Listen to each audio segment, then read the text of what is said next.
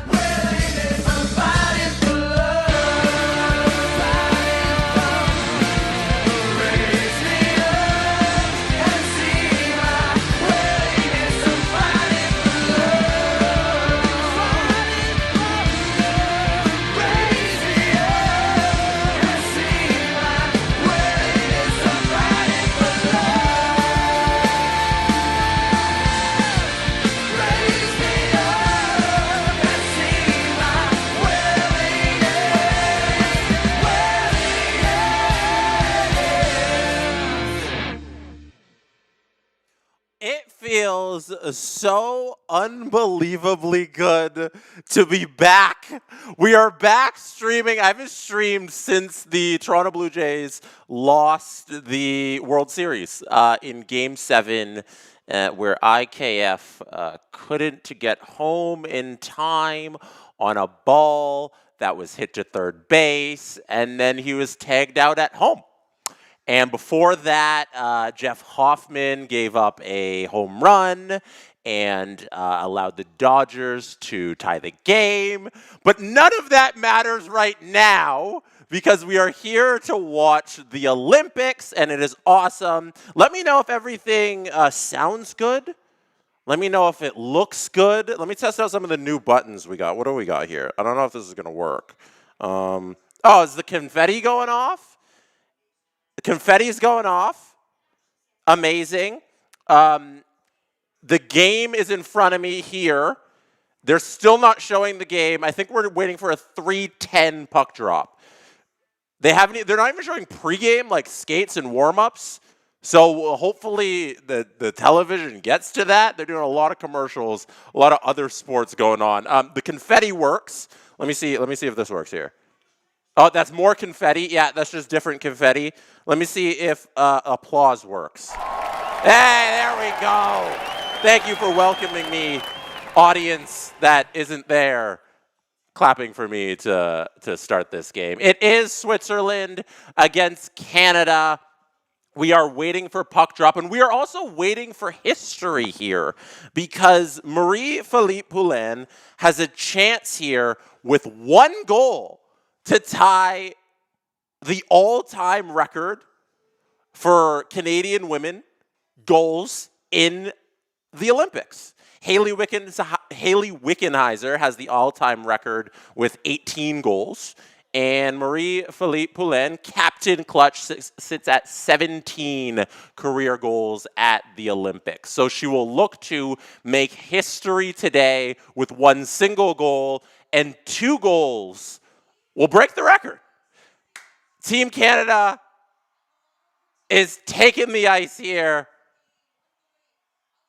at Milano Cortina 2026, the Olympics in Italy. They are finally getting onto the ice. And I believe, are we doing anthems? We got to do both anthems. It's weird when they do the anthems at the beginning of the game and then they got to do them after. Like when somebody wins a medal, and it's like, oh, we're doing double anthems. But it is the Olympics. It's all about international competition. So there we go. They're showing the officials here. We got 2 American officials, an Austrian official, and a Finnish official, or linesperson. So American official, Finnish line person, American line person. You know, we better hope those American refs on the ice aren't biased here. And they aren't trying to pull fast one on these Canadians. The last time Switzerland and Canada played at the Olympics, I had it here. We could be in for one. Because it was at Beijing. They played twice in Beijing, actually. Canada beat Switzerland 10-3. And then in the previous matchup, in the round-robin round, it was 12-1 Canada. So I don't know what we're in for. I think the scoreboard below me only goes up to 7. So we might get some manual editing here if the score goes past 7 for Canada, but let's not plan for that now. Okay? Let's not plan for that now. Miss Mashmeyer is in net for Canada. Getting the start here. And they are showing MPP, who is going for history, as I mentioned. Emrance Mashmeyer, who plays for Vancouver, was selected in the expansion draft, Vancouver's first year in the league in the PWHL. One of the top goalies in the league, top goalie for Canada. Hopefully Emrance shows up today, gives us a good start to the tourney. They're getting ready here to drop the puck. We are so close to puck drop. Can you feel it here? We are back streaming international hockey. Here we go.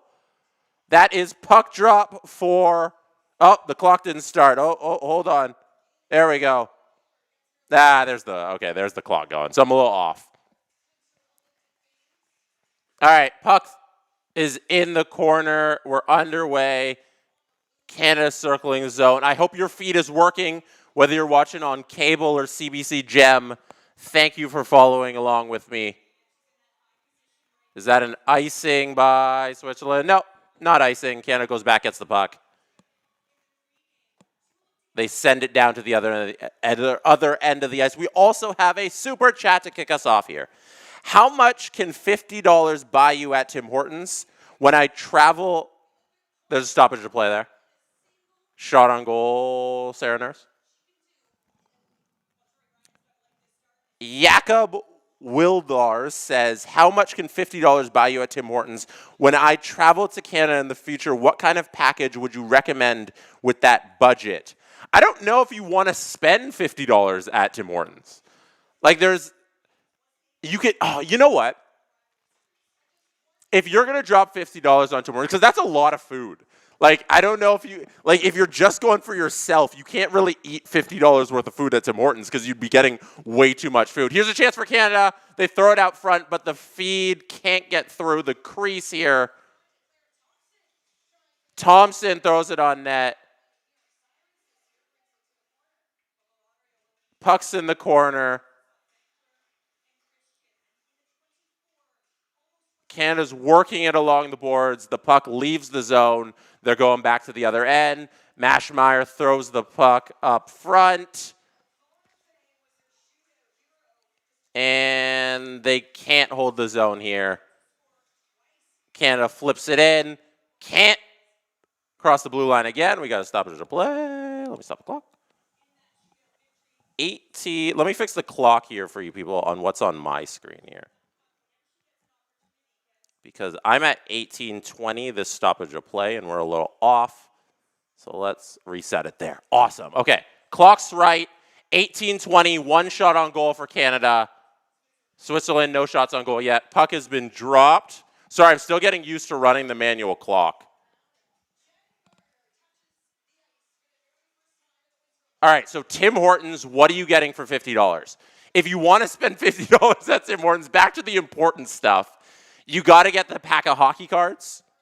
So if you just go in and get a whole bunch of hockey cards, like, that'll be worth your $50. Because like I said, you can't eat.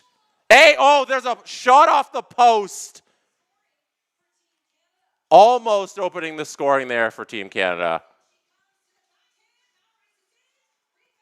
Canada's driving to the net.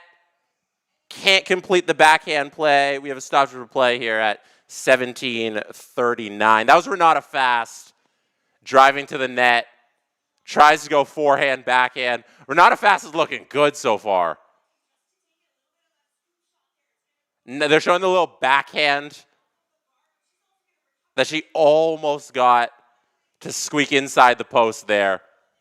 Just off the outside of the post.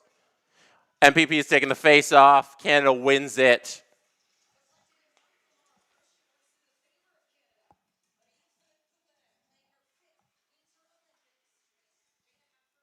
All Canada so far. 5 shots on goal. There's another one. There's shot number 6 for Canada.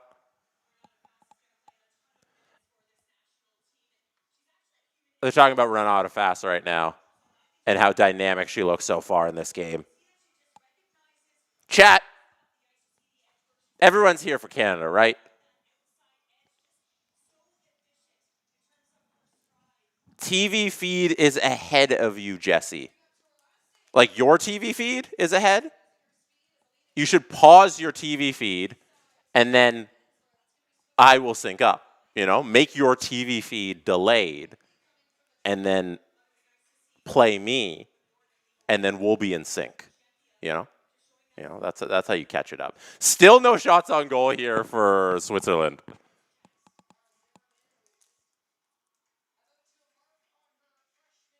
The puck has barely left their zone here all day long. So let's open up a pack of hockey cards. The first commercial break we get. All right, Switzerland's trying to do something. Still can't maintain the zone at all. Like I said, last time they played, Canada got up to double digits in goals. So it's kind of what I'm expecting here today. There's another shot on net by Canada, but it's a far one that's easily handled by the Swiss goaltender. They're saying on the broadcast, average age of Team Canada is 29. Which shows you it's a little bit of a veteran team. And that makes so much sense with all the experience they've had these last couple of world championships and Olympics. They haven't really leaned on the new players that have entered the P-Dub or are currently in the NCAA. Like, there's so many vets in women's hockey. Here's another chance for Canada. Stopped by the Swiss goaltender again. She's really keeping this game close.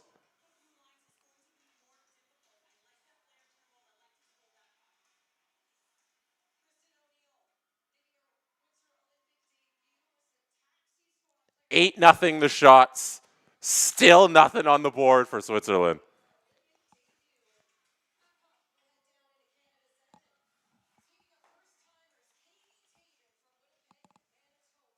Puck's now at the end of the zone. Can the Swiss get the puck? No, they can't. Let's check in with the chat here.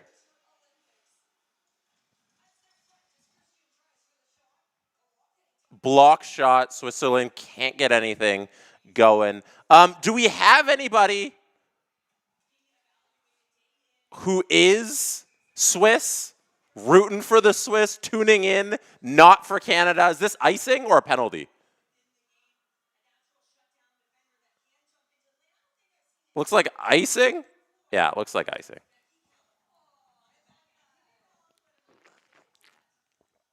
Alina Muller. Everybody in Group A has played so far except for Canada because of that postponed game. Brew_guy 8947 says, hello from Switzerland. Shout out you for being in enemy territory right now. The puck's now stuck along Switzerland's bench. They come away with the puck. This is actually shocking that Canada hasn't scored yet. Considering the gap in competition, Switzerland has done a fantastic job holding so far. Even though they have 0 shots, I think to get 6 minutes into this game, oh, MPP throws it out in front. There's a shot blocked.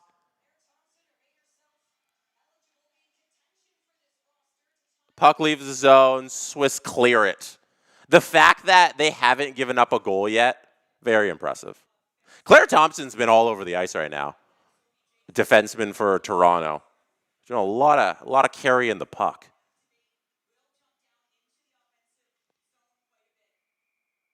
That puck's out of play. Let's pause this clock. Let's get this clock reset. Okay, we're going into commercial. Amazing. It is time for our first pack opening of the day. Swiss goalie is good, says Michael. Facts, Michael, facts. Trevor, USA-Finland was 49-11 in terms of shots on goal. I'm trying to position your comments here a little better. All right. Pack opening, everybody? Pack opening? Team Canada, trading cards, Tim Hortons. Let's see what we got. First pack of the day. First pack of the stream. Oh, starting off. Okay. First card. Why not pull the greatest of them all? That is a Wayne Gretzky. 90. Does it say what year? Nagano 1998 Wayne Gretzky card. He had 6 games played, 0 goals, 4 assists, +3, 2 PIMs for Gretzky. That's a good pull. First card, Gretzky. Nagano. Second card is Steve Yzerman. That is a Steve Yzerman gold medal card. When Canada won gold at the 2002 Olympics. Oh, hold on. We need to do the score clock once it gets going. It's at 13. Oh, my score clock's ahead. 13:20. So I'll hit my score clock when we hit 13:02. Steve Yzerman card, and then we got one more to pull from the pack. You can get these at Tim Hortons right now. Oh, look at that. Noah Dobson. Noah Dobson card is the third one I have pulled. He played for the World Championships in 2025 and the World Juniors in 2019. Noah Dobson. There you go. Those are the 3 cards. We'll do another pack opening later in the program. Canada already has a medal these Olympics. They got a bronze medal in speed skating. I was watching the curling before this. Not great. Not great. Canada lost in the mixed curling. Sarah Nurse there trying to get the puck off the boards. Canada does come away with it.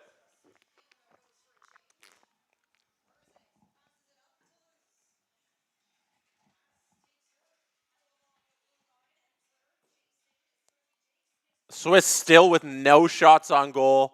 8 minutes into this affair.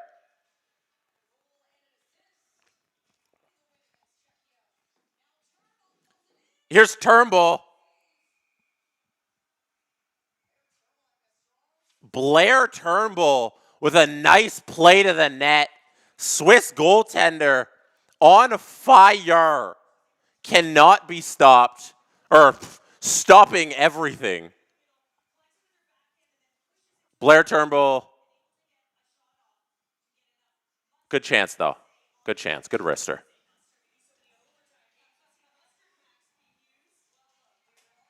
All right, Canada wins that draw, but the puck goes all the way back to the other end.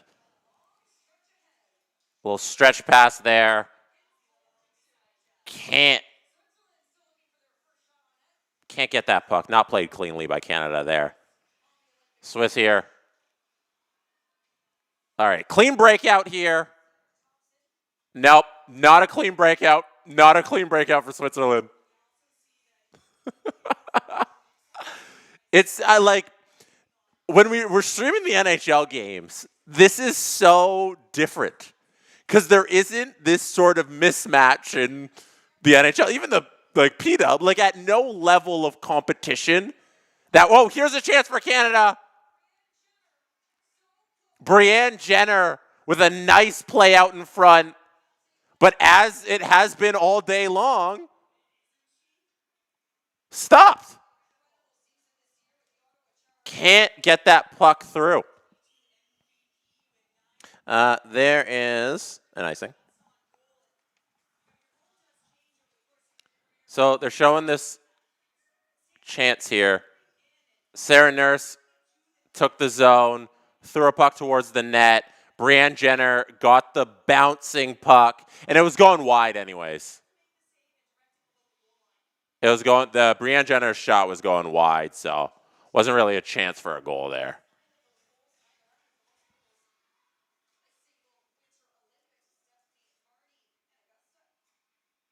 All right, we getting a clean breakout from the Swiss team? No! I'd like to see some zone time stats.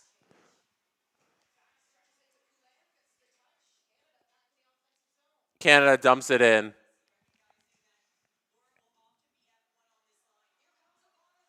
Okay, here's a 2-on-1 for Swiss. Oh, it flubbed. Maschmeyer almost had to make her first save. Not quite there. Canada, you can't let your guard down. There we go. I think that's the first save for Canada. Are we counting that as a shot on goal? I think we're calling that a shot on goal, people, right? Shot on goal. Like, it's dangerous here for Canada because you can't let your guard down. Like, that 2-on-1 happens because Canada's, this isn't the Americans. It's a 2-team race here for this gold medal. We got 2 teams. But if you run into a hot goaltender like we have right now, and you're like, okay, you get a little frustrated, you forget to back check, and all of a sudden there's a 2-on-1 that they don't flub, and it's in the back of your net, because Emrys Maschmeyer's been sitting back there with just time to kill. One sneaks up on her. It goes into the back of the net. I'm just saying, as this game goes on, and we're halfway through the first period, and Canada still doesn't have a goal, I get more and more nervous. Because the tighter it is, and the longer they go, it's going to favor the hot goaltender, and then all you need to do is make one mistake. We'll see how this thing goes. Been an interesting 10 minutes. Been an interesting 10 minutes so far.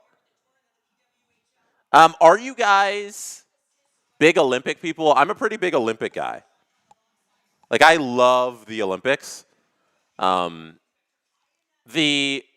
Paris Olympics really brought me back to my love of Olympics because that was the first in my, oh, here's a chance for Canada, 2-on-1. They can't get it done again.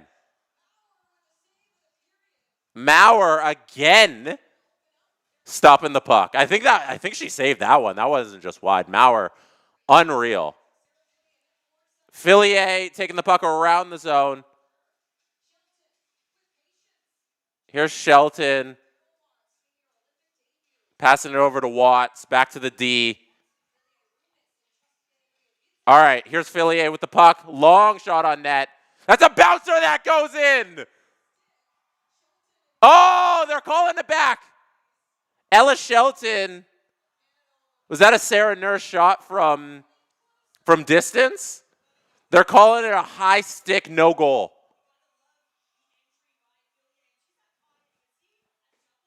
So Sarah Fillier throws the puck on net. Sarah Nurse bats it down with the highest of high sticks you will ever see. A stick that was probably as high as the CN Tower. Sarah Nurse tries to bat it down. Well, she does successfully bat it down into the back of the net behind Maurer, and it's no goal. I think we all agree that we don't need replay for that. That is no goal. 0-0 we remain. Oh, my goodness. Oh, my goodness. Good idea from Sarah Fillier, just throwing shots on net, but yeah, you gotta get a little down, you know. You gotta get that one a little lower. They're showing the replay again. Oh, it was tipped. Okay, so the puck was tipped by a stick. She was shooting lower. Immediate call by the ref, and Sarah Nurse there is just chuckling. Sarah Nurse is such a star. She's chuckling at the high stick she had there. What are you going to do? Reflexes, you know? She's got some of the best reflexes in the world. Jocelyn the Rock plays the puck back. Canada sends it in deep. There's O'Neill playing in the corner. Switzerland comes away with the puck. Oh, but they lose it. They lose it at the blue line. Canada gets it back at center ice.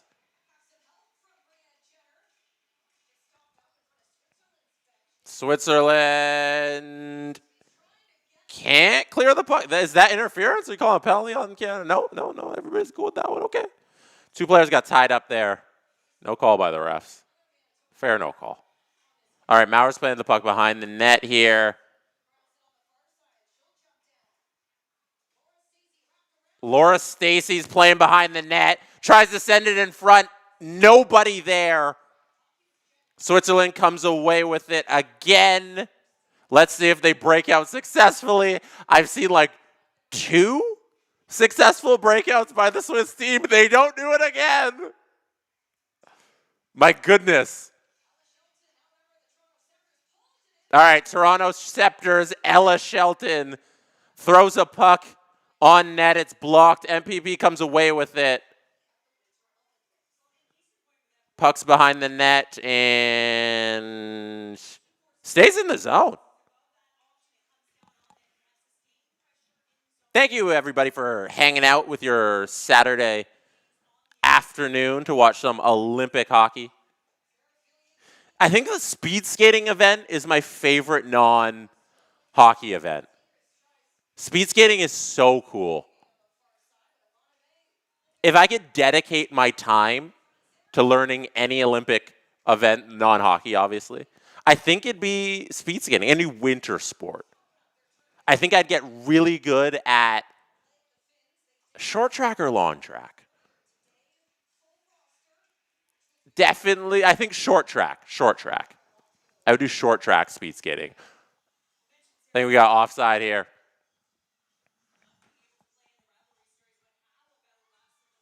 Still 0-0, which is rather shocking. Matt says I've got the build for speed skating. Thank you. Alex says the snowboarding big air was cool. Snowboarding is awesome. The half pike ones, like that's fantastic. Like, those guys are so impressive in their lack of fear.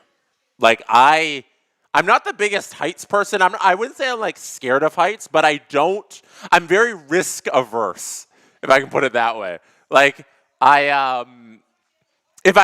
don't have to go on roller coasters, it's not something I desire to do. That doesn't sound like fun to me.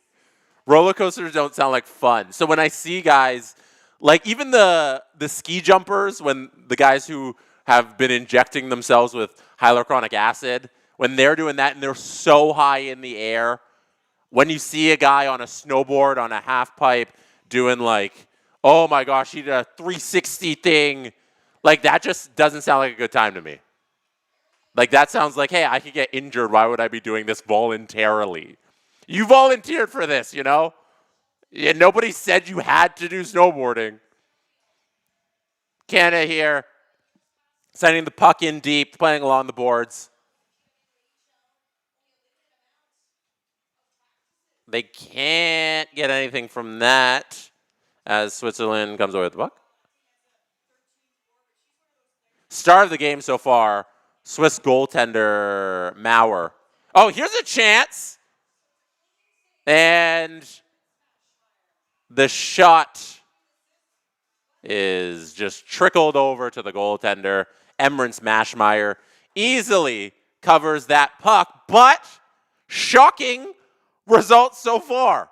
0-0. Like, that's shocking. Genuinely shocking. Toronto. Canada's had a goal here that was taken away because Sarah Nurse's shot was very high. They've had a post by Renata Fast, hit the post there. And then just a couple other good chances, but I'd say nothing else too dangerous. Oh, there's the one where Maurer made the sliding grab save. That was a hard one, but like Canada hasn't been too dangerous. A lot of easy shots. Let's get something more concrete here towards the net. Let's check in with the chat here. Robert Bett, thoughts on Bichette going to the Mets, and do you think we can make the show again? How about snowball fights for a new Olympic event? Bo Bichette going to the Mets. The Toronto Blue Jays will be fine. I genuinely believe that they can make up Bo Bichette's production with Okamoto coming over, and if his hitting translates to the MLB, that's great. If Anthony Santander isn't complete garbage, they will be fine. So I think there's a lot of ways where if you have some of the younger guys too, like Addison Barger, having a full season and being a little bit better than he was last year. Remember, that's a guy who started in AAA last year. So you're expecting a full season out of him.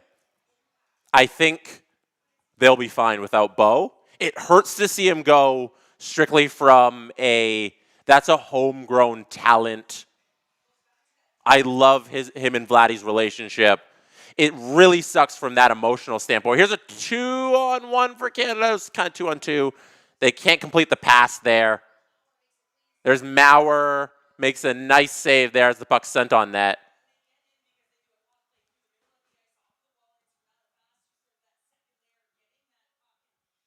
Renata Fast out there, making a nice defensive play. Yeah, I don't think that wasn't. They're showing a possible trip on Fast along the boards. That wasn't tripping. That wasn't tripping at all.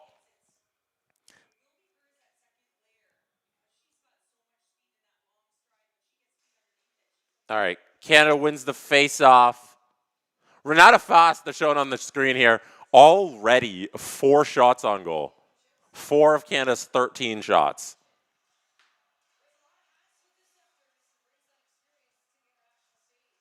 Anyways, Bo, his defense won't be missed. Like, let's be honest about who Bo Bichette is defensively. They are much better off without him in the field. And he's going to be playing third for the Mets, which is a position he's never played before. Only a shortstop all his life. But the Blue Jays did have him playing second base in the World Series there. And he did all right. So I'm sure he can adjust to third, but it's about, can the Blue Jays make up the hitting production with like the sum of the parts? So we'll see. I think they can. I think they can. Here is Switzerland with a shot on goal. Emmers Maschmeyer holds. Oh no, the puck is still loose. Puck's still loose. Will the Swiss have any offensive pressure here with 3 minutes to go in the first? No, they can't come away with the puck that's along the boards.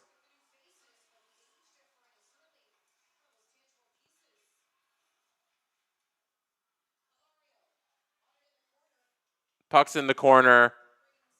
Emma Malte, SDP guest. Emma Malte trying to get that puck out of the corner. That's somebody who has an engine that does not stop when she's out on the ice. There's a missed shot by Canada. Puck's behind the net, squeaks out. There's fast to Turnbull. Emma Malte can't complete the play there. Puck shoots into the corner.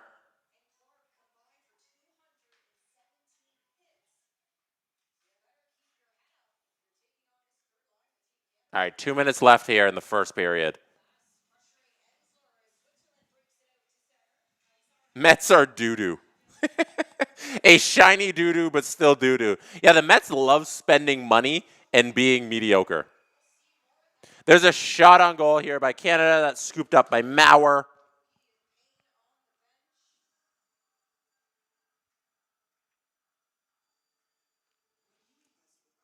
Julia Gosling there with the shot on goal. Let's look up some of Julian Gosling's numbers here. Seattle, PWHL member, Julia Gosling. 1 career game played against the Swiss.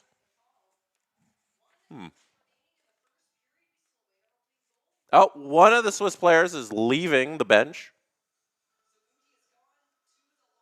Sabuki, is that how you say it? Oh, Emily Clark hit her in the corner.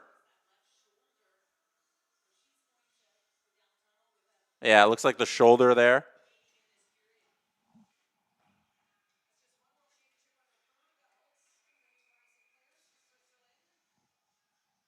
And we have an offsides. Laura Stacy goes to the ice.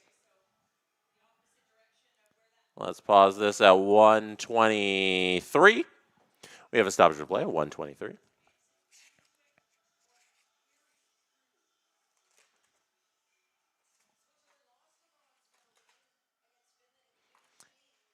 Like I was saying earlier, everybody in Group A has already played.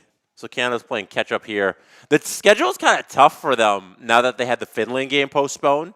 Next week, they got to play a back-to-back depending on how the quarters go. So it'll be Thursday, Friday for the quarterfinals. So like this game being postponed wasn't an option at all. There's no area in the schedule. Oh, here's a penalty.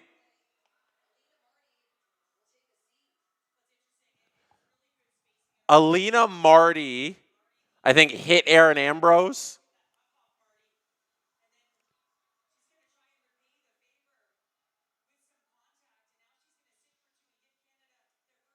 All right, here we go. Yeah, no, you can't do that.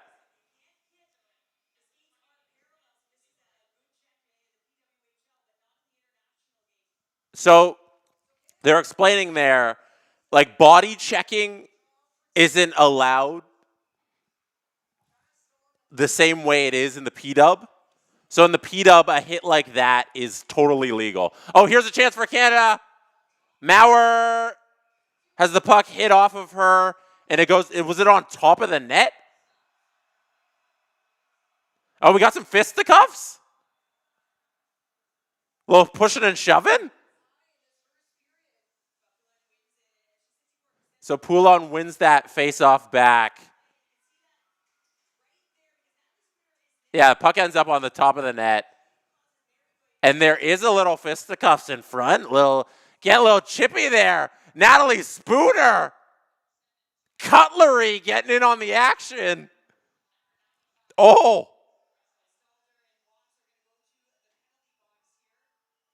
Okay, so we're getting coincidental minors.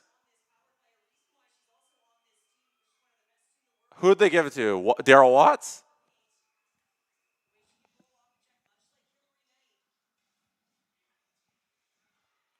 I also wish the double IHF would adopt the P-dub rules. It does. It's so much better allowing them a little bit more contact. All right, Dale Watts is in the box. There's Poulin with a shot, Maurer with a save. Again, as is the case all game long, Maurer makes a save.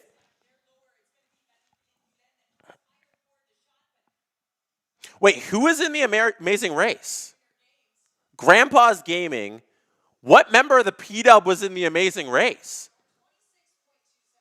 I don't watch Amazing Race Canada. I used to watch the regular Amazing Race like all the time growing up, but then I stopped, and I haven't like picked it back up.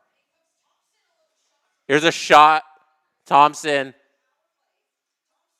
again, handling the puck. Ambrose with a shot. Maurer with a save. Another chance goes wide. 5 seconds left. The puck's we're gonna play this thing out in the corner, and that is going to be the end of the first period. We have Maurer standing on her head for Switzerland right now. Let's be honest. This is one hell of a performance out of the Swiss goaltender, Maurer. They are so undermatched. They can't get a pass through the neutral zone. And somehow, we've reached the end of the first period, and it still's 0-0 on the board. That is unreal. Robert Bett says, spending money and being mediocre sounds like the Leafs. Oh, that hurt to say. Yes, the Leafs love, they love mediocrity. So,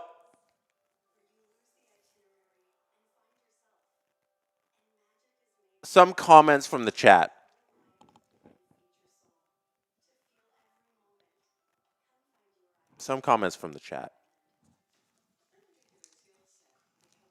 JS Doman one says, Canada is struggling a bit. And Robert, who's handling the SDPN account in the chat, says, is Canada struggling or is the Swiss goalie really good? Somewhere in between. I like to see a little bit more high danger chances from Canada. You know, it seems like they're easing themselves into the tournament with this game. Let's ramp it up a little, Canada. All right, I'm going to do one pack opening, and then I'm going to play you a clip from the Steve Dangle podcast for you to enjoy during intermission. So these are Tim Hortons trading cards, the 25-26 collector series, Olympic cards. Let's open up.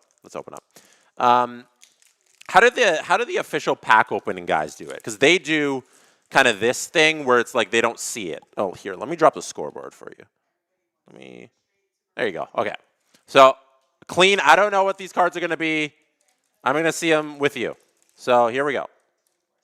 First card, Adam Fantilli. It's an Adam Fantilli World Championship card. Yeah, he played in the World Championships in 25, 23, World Juniors in 23, and then the Under-18 Worlds in 22. Columbus Blue Jackets. Adam Fantilli. All right, next card. Let's do this. This is a Brant Clark. Brant Clark collected his second assist of the game on the overtime winner when host Canada defeated Czechia 3-2 to win gold at the 23 World Junior Championships. This is a Brant Clark Tim Hortons card. All right, last one. There's 3 per pack. Go get them at your local Tim Hortons, participating Tim Hortons. What is this? Owen Power! Buffalo Sabres. Great. Owen Power, who played in Beijing. Remember, they had the weird COVID Olympics in Beijing in 22. Owen Power was a member of that Team Canada team. 1 assist in that tourney. He was +2, 1 PIM. Or, sorry, 2 PIMs. Owen Power. There you go. Those are 3 cards from Timmy's. Oh, I should do this. Oh, okay, well, hold on. Let's try that again. That was a little better. All right. I'm going to play you a clip from the Steve Dangle podcast about us, I believe, talking about Austin Matthews and him not leaving the Leafs ever. So here you go. Enjoy. I will be back at the start of the second period. The Morgan Riley number, I don't think you should gloss over it. I think it's legitimate. It feels like there's enough evidence here that when you remove this player from the lineup, they play a different type of hockey and maybe he doesn't suck whatever energy he's sucking on the back end, and they look good. I think they're trying to force feed the $7.5 million that he makes into this lineup. Even when and he this plays. Is where, hey, one sec. Sure. And I want you to say what you're going to say. What did we say? What did I say? Because I'm owning this one. Okay. What did I say? Do it. Right after Game 7? They got to trade him. Sit down, have a conversation, say, Morgan, it's over. Mm-hmm. What do?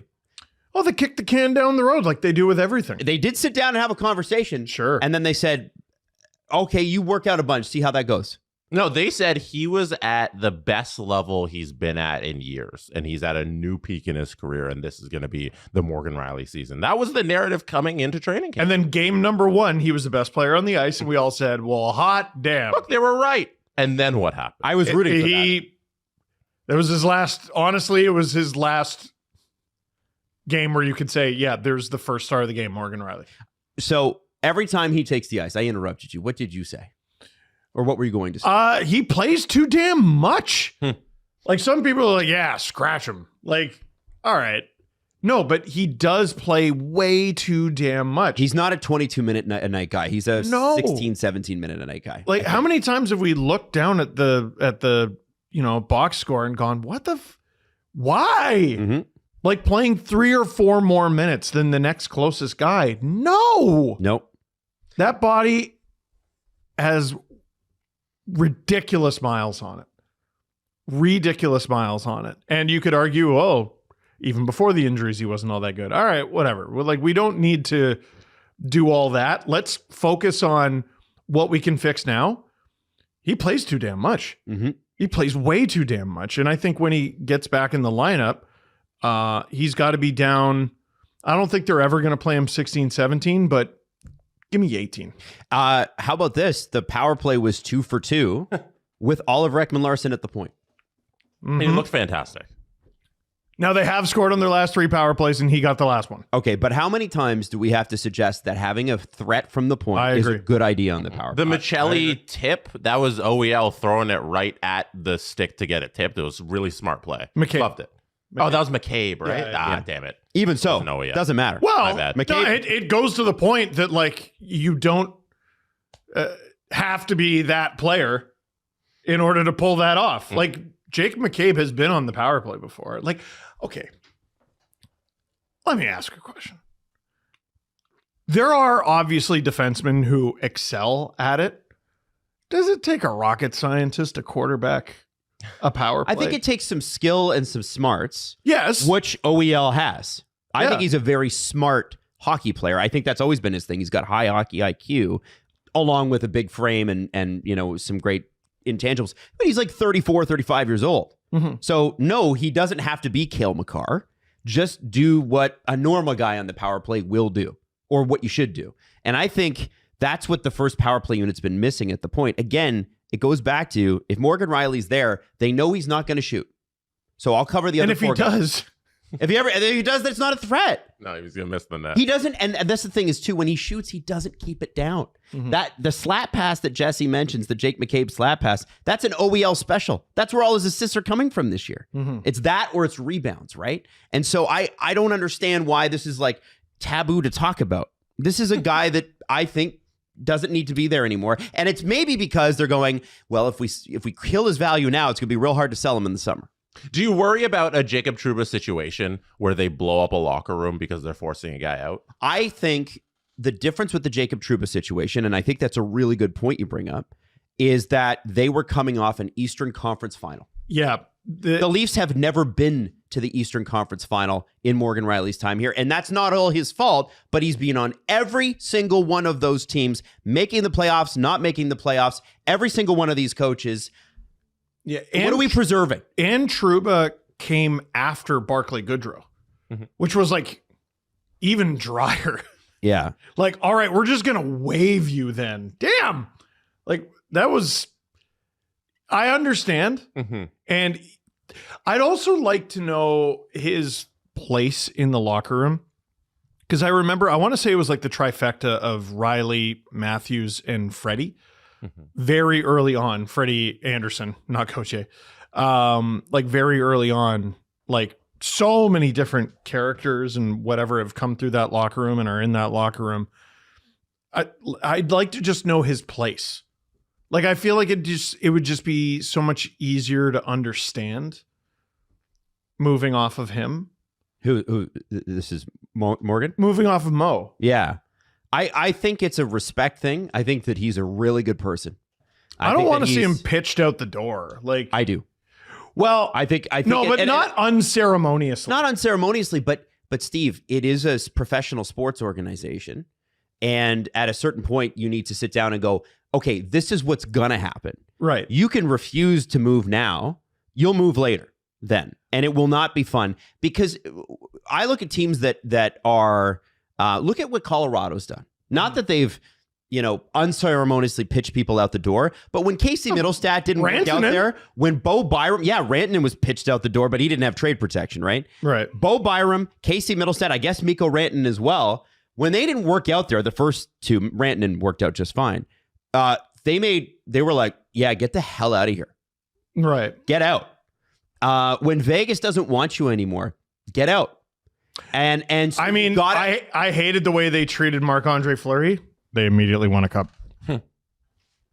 Like, I agree with you. I think the way they treated Marc-Andre Fleury was awful. He had just won the Vezina Trophy. Or it might have been 2 years later. But they did win a cup. Yep. And I think you've got to, the Leafs, it's not that I need the Leafs to go to Vegas's level or Joe Sakic's level in Colorado. I need them to do a little of it. We grew up in the era of, not grew up, I guess, in our late 20s, early 30s, Kyle Dubas and the guys going, we signed this guy out of Russia. It's not quite working out. Why don't we give him away? Guy proceeds to do quite well at the next team. Why are we, I understand doing right by the player. How much has that filled up your bank account? Your bank account of goodwill, as Brian Burke would say. It's professional sports. If it's not working, make a move. I wanted to look up Morgan Riley's DB and just check and see for the context of how long he's actually been here. It's over 900 games. Crazy, dude. Look at the 13-14 Leafs roster that he started with. Oh, let's go. The Randy Carlyle Leafs. And it really puts it into perspective. Like, this guy's a part of the walls at Scotiabank Arena. Yes. Man. He's been here through everything. On the team, the 13-14 Leafs, like I said, Randy Carlyle, Phil Kessel, JVR, Kadri, Bozak, Lupul, Franzen, Gardner, Phaneuf, Kuhlman, Gunnarsson, Greg McKegg played a game that year. Bernier's on the team. Reimer's there. It's all of the old Leafs from Reimer's there? Okay. Yeah, there's Reimer. Sorry, I'm trying to count. I count 3 people still in the NHL. Yeah. James Reimer, who wasn't a few weeks ago. Van Riemsdyk.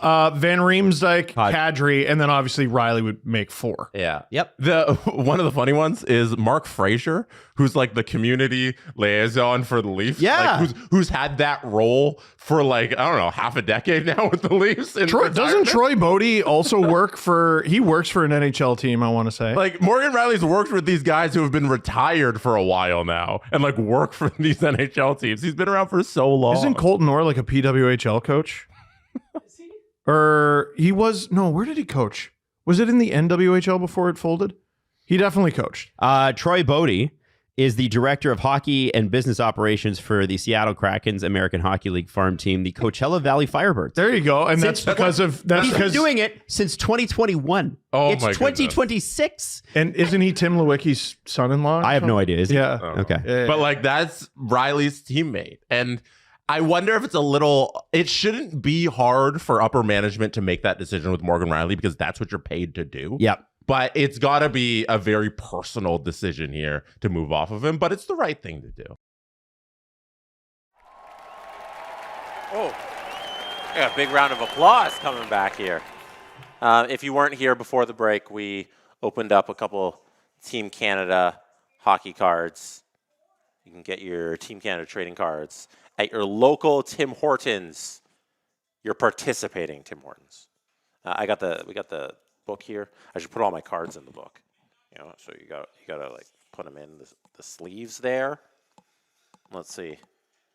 Crosby, of course, is number 1. The Crosby card is 1.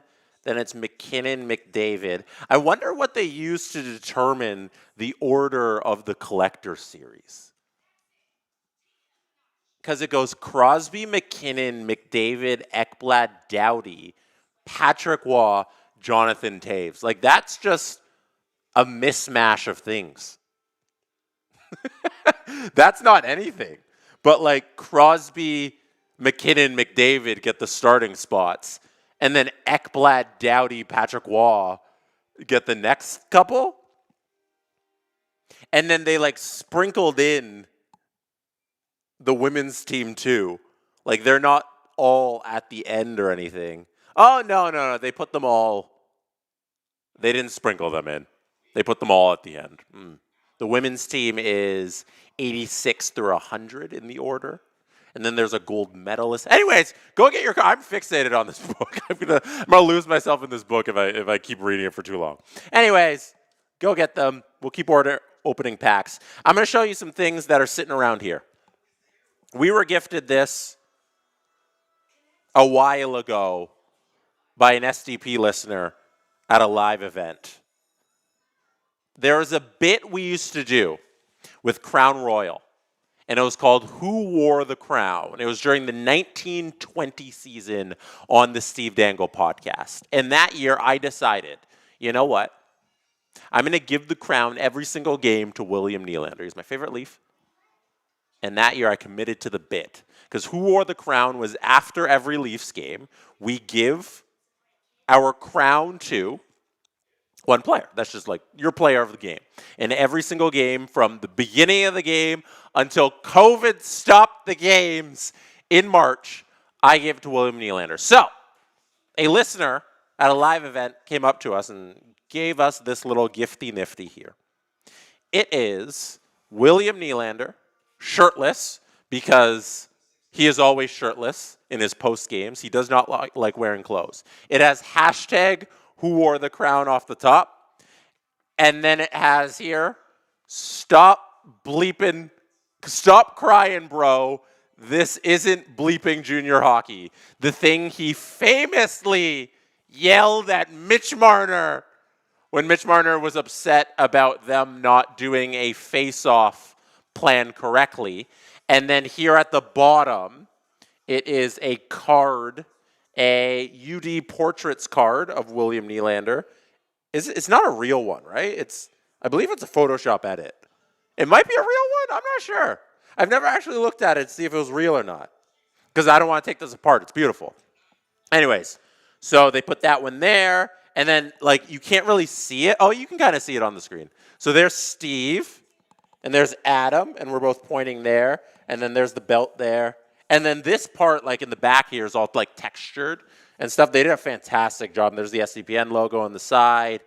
2016, established 2016. Oh, there's me. You can kind of see me. Oh, you see it? Yeah, you can kind of see that. There's me. Anyways, awesome. Awesome gift. One of a kind. It sits in our office here. But we're talking about Team Canada, so it can't be on screen because that is a Swedish man who was born in Canada and doesn't consider himself Canadian. I know. He only spent years 0 to like 1.5 in Calgary, but he was still born there. He still spent the majority of his life here playing for the Leafs, living in Canada during the regular season at least. You're a little bit Canadian, Willie.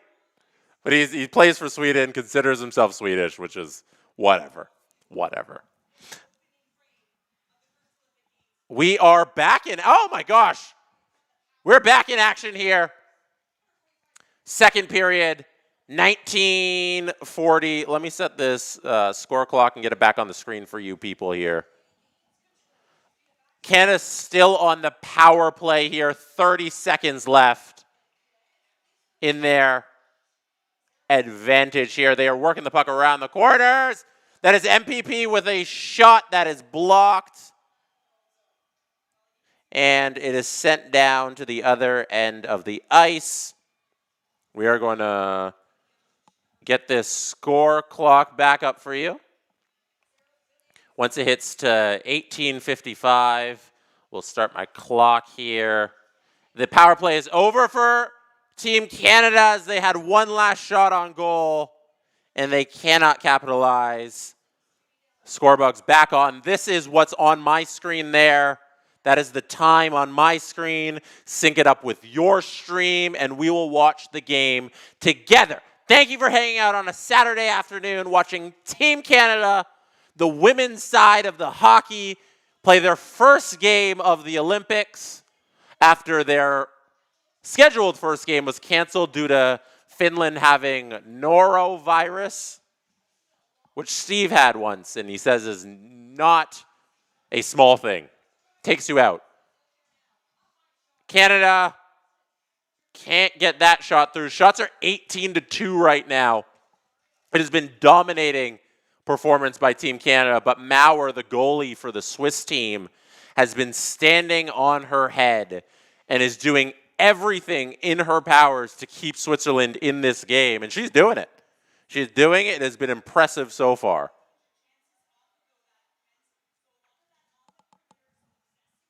I would have liked to see a little bit more out of Canada on that power play, if we're being honest here.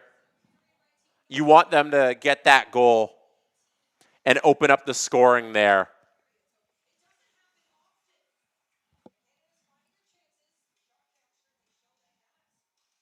We got a super chat here from Chelsea. Chelsea writes, would Willie make Team Canada this year? Yeah. Yeah. Willie would make Team Canada. He would, that's not. Like, there's enough room for Willie on Team Canada. 100%. 100%. Like, especially with the guys who, like, went down. Like, Sorelli going down. Like, Willie would make Team Canada. Let's be real here. All right, 1702 exactly.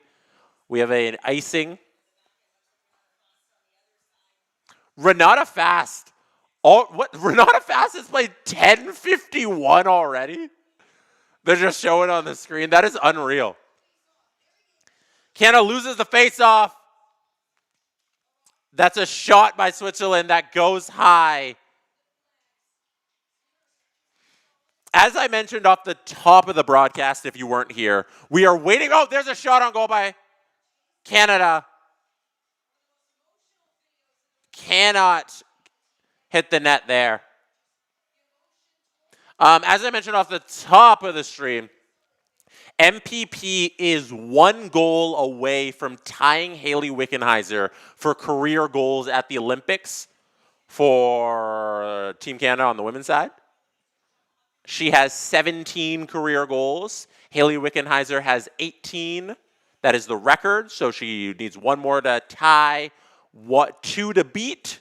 This should be a team she can score 2 goals against. No goals yet.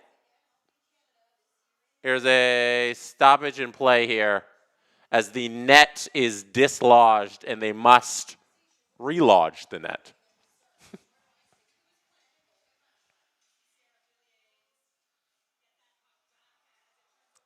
They're showing the replay of Serafilier. Oh, Maurer did make that save. I thought Serafilier shot that puck a little high and wide, but no, Maurer made another great save. Oh my goodness. Maurer's unreal right now.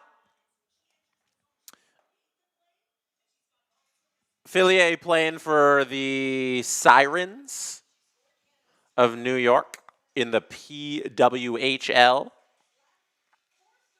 It's crazy to think like the last time that there was Olympics, that league didn't exist, you know? They're still doing the rivalry series games. Was the end of would have been over, but the PHF would have still been around, but you had like all the competing leagues, and like finally they've gotten down to one, and it is the one, and it's sustainable, and people support it, and there's a shot by the Swiss team that can't get through, but it was dangerous. Mashmeyer's a little out of her net. There's a little bit of a check there.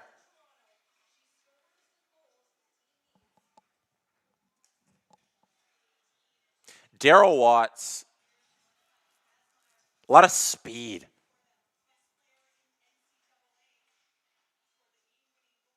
Here's a chance for Canada. That was Emma Malte coming in the middle of the zone, making a nice little play, but misses the net. Emma Malte isn't the biggest person out on the ice, but she's got the biggest presence, you know? Like, you notice Emma Malte when she's out there, moving those legs.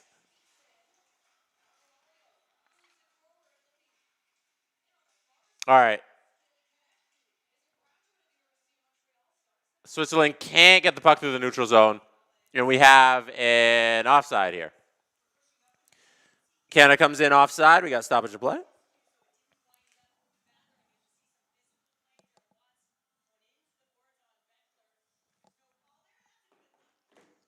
That hit by Darryl Watts, I thought it might have been a penalty, because remember, body checking like deliberately body on body isn't allowed in the Olympics like it is in the PWHL. We saw a penalty for that earlier. But they let Darryl Watts get away with that body check there. Oh, here's a chance for Switzerland, 2-on-1. Canada's able to break that up. Mashmeyer sends that puck into the corner, thank goodness.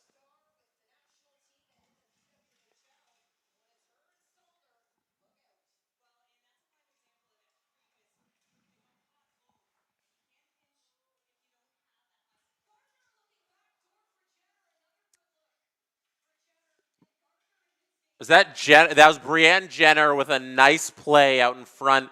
Tries to tip the puck into the net, and we got a penalty here. All right. We're going back to the power play. We're trying to break this 0-0 tie. 0-0, 13-16 left in the second period. Maurer's putting on a performance for the ages. Are we not a little concerned here? Okay, what's the stress level of the chat? What's the stress level for Maurer standing on her head and making this thing a thing? Because it's still domination by Team Canada on the shot clock, right? Like, they're not threatening. Switzerland can barely get the puck into the zone, into Team Canada's zone. But Canada can't break down the wall. Chilling, not gonna lie, says Jake. Little nervous, says Steven. Meg says 55% stress. Robert Malloy says, I am not worried, lots of time. Robert Malloy is running the SDPN a count there. Oh, they're showing the hit there. Brienne Jenner got hit. Mueller with a little body check. I don't know. That's a little bit of a ticky-tack call. I'll take it. It's go Canada. I'll take it, but ticky-tack call there. All right, face-off here. Marie-Philippe Poulin takes the face-off. It's one back. Shot on goal, goes wide. Fillier has the puck now by the face-off dot. Back to Fillier. Fillier up top. Foss takes it. Fillier sends it over to MPP. It squeaks in. That is a record-breaking goal by Marie-Philippe Poulin. She ties Haley Wickenheiser for the all-time lead in goals at the Olympics. That is her 18th career goal. Team Canada finally opens the scoring. And of course, it is Marie-Philippe Poulin. Let me see if this confetti works. There we go.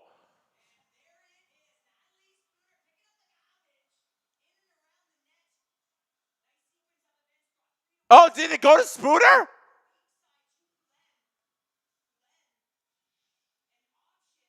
Oh, Spooner got the goal. Dang! No, why did they show MPP after the goal? That's so annoying. It's a goal, I don't care, whatever. Whatever. Take back my call. Bring it back. They gave the goal to Spooner. Spooner cleaned up the garbage. Boo. All right. There we go. Canada's on the board. Shots are 20-2. Should have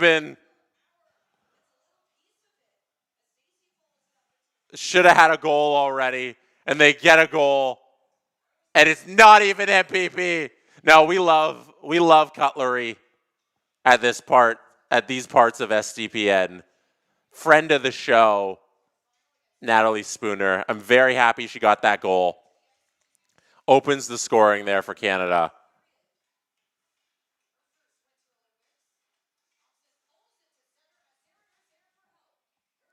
Canada coming through the zone here. That's Sarah Nurse. How do I like reverse my call and delete it from the stream? How do I get back my MPP Haley Wickenheiser call? And I get to do something else for Natalie Spooner. Robert, is it possible? Let's do a jump cut. Let's cut in to the live stream. Let's go back. I'll do the Natalie Spooner call. Natalie Spooner cleans up on the MPP shot out in front. The net front presence. Natalie Net Spooner cleans it up, gets Canada on the board. It's finally 1-0. Insert that. Insert that to the live stream, okay? Do that for me. Work on that somehow. A lot of pressure here from Team Canada. Ella Shelton throws it on net. Blocked. Ella Shelton over to Kristen O'Neill.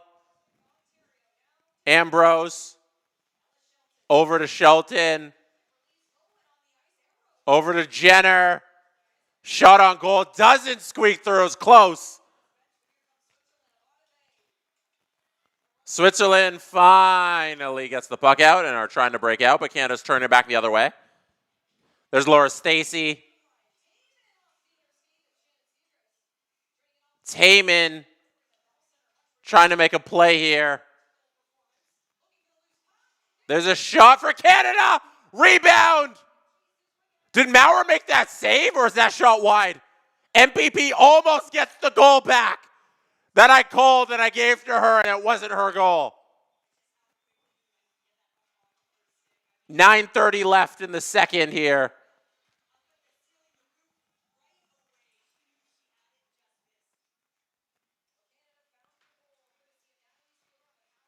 Canada looks so much better in the second period. This is what I want to see here.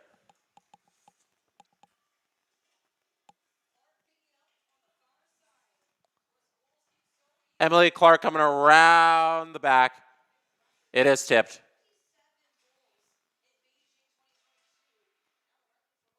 Shots are 21-2.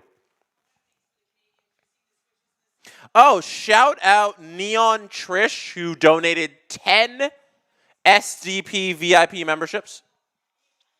Appreciate it.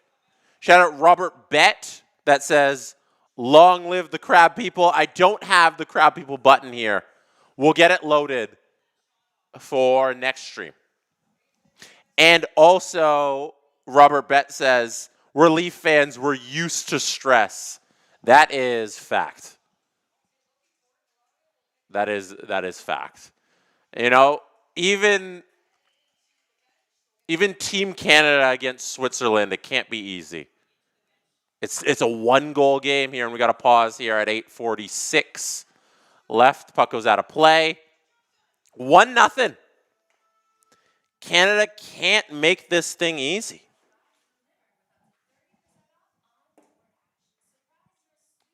Robert Malloy says, we missed the DOS.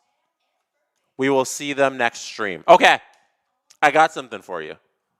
Since Robert Malloy brings up the DOS, how about this?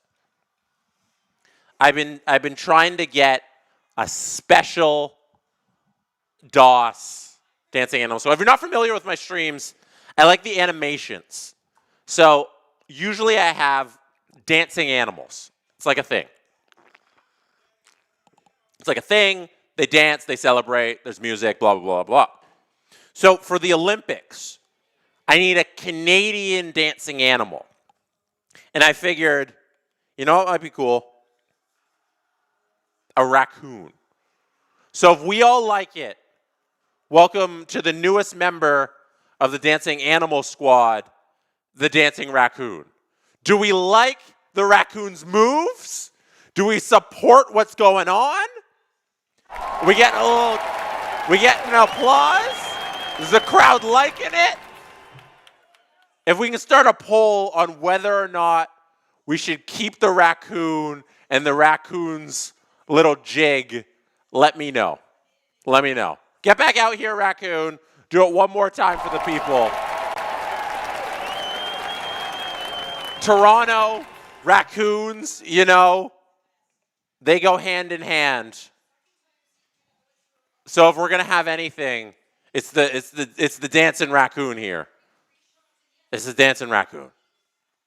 Should the dancing raccoon come out when Canada scores? I don't know. Maybe, probably, yes. Here's a chance for Canada. Renata Fast can't find anybody. Fillier skate by that puck. And Switzerland's coming up the other way.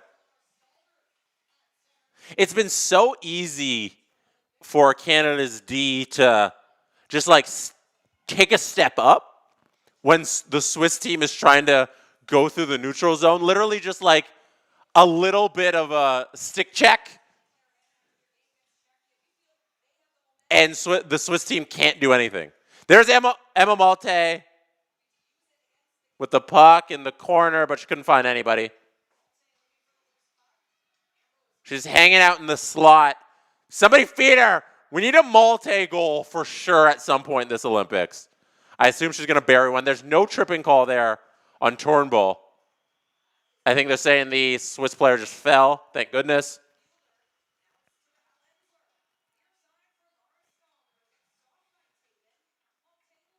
Emma Malte still on the ice. Long shift here. Going down in deep.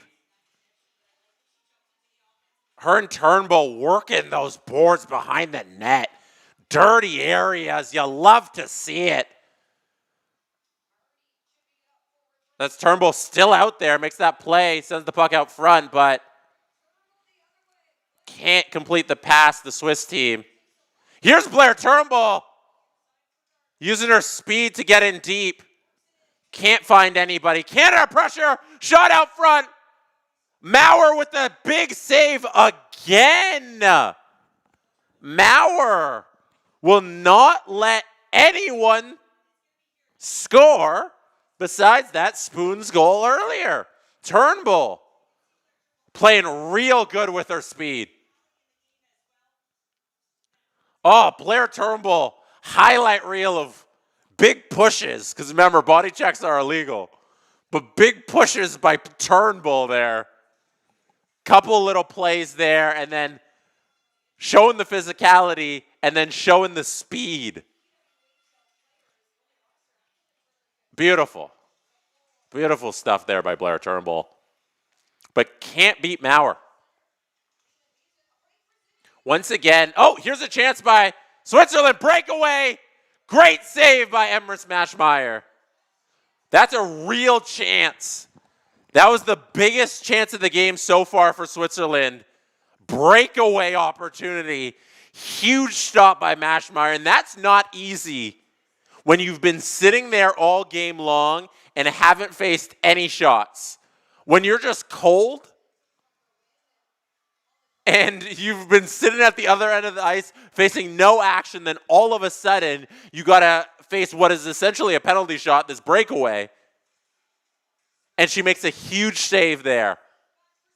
That's why Troy Ryan decided to go with Mashmeyer for game number 1. Canada's got the puck now in the zone. Ella Shelton throws it on goal. Nothing there. Nothing doing. Puck comes out. Robert Bett says, how about a Dancing Beaver? We could do Dancing Beaver. It felt a little too on brand, you know? It felt a little like too maple syrupy. But I guess that's what this thing is all about. SLS with the super chat says, are you getting a Canada jersey? Which player? I want Crosby. How can you not go Crosby, right? Here's Mueller for Switzerland going end to end, but can't generate a shot. Great D from Canada to stop Mueller there. Here comes Canada the other way. 3-on-1. Swiss team does jump up in the rush, though. Catches up to Canada. Now we got the puck going back the other way. A little end-to-end action here from these teams. Emrys Mashmeyer gets the puck. Hands it over to her D. There's a nice stretch pass. Canada gets the puck out in front to Fillier. Maurer makes the save. Another save by Maurer. It's 1-0 right now for Canada, and that is an unbelievable case.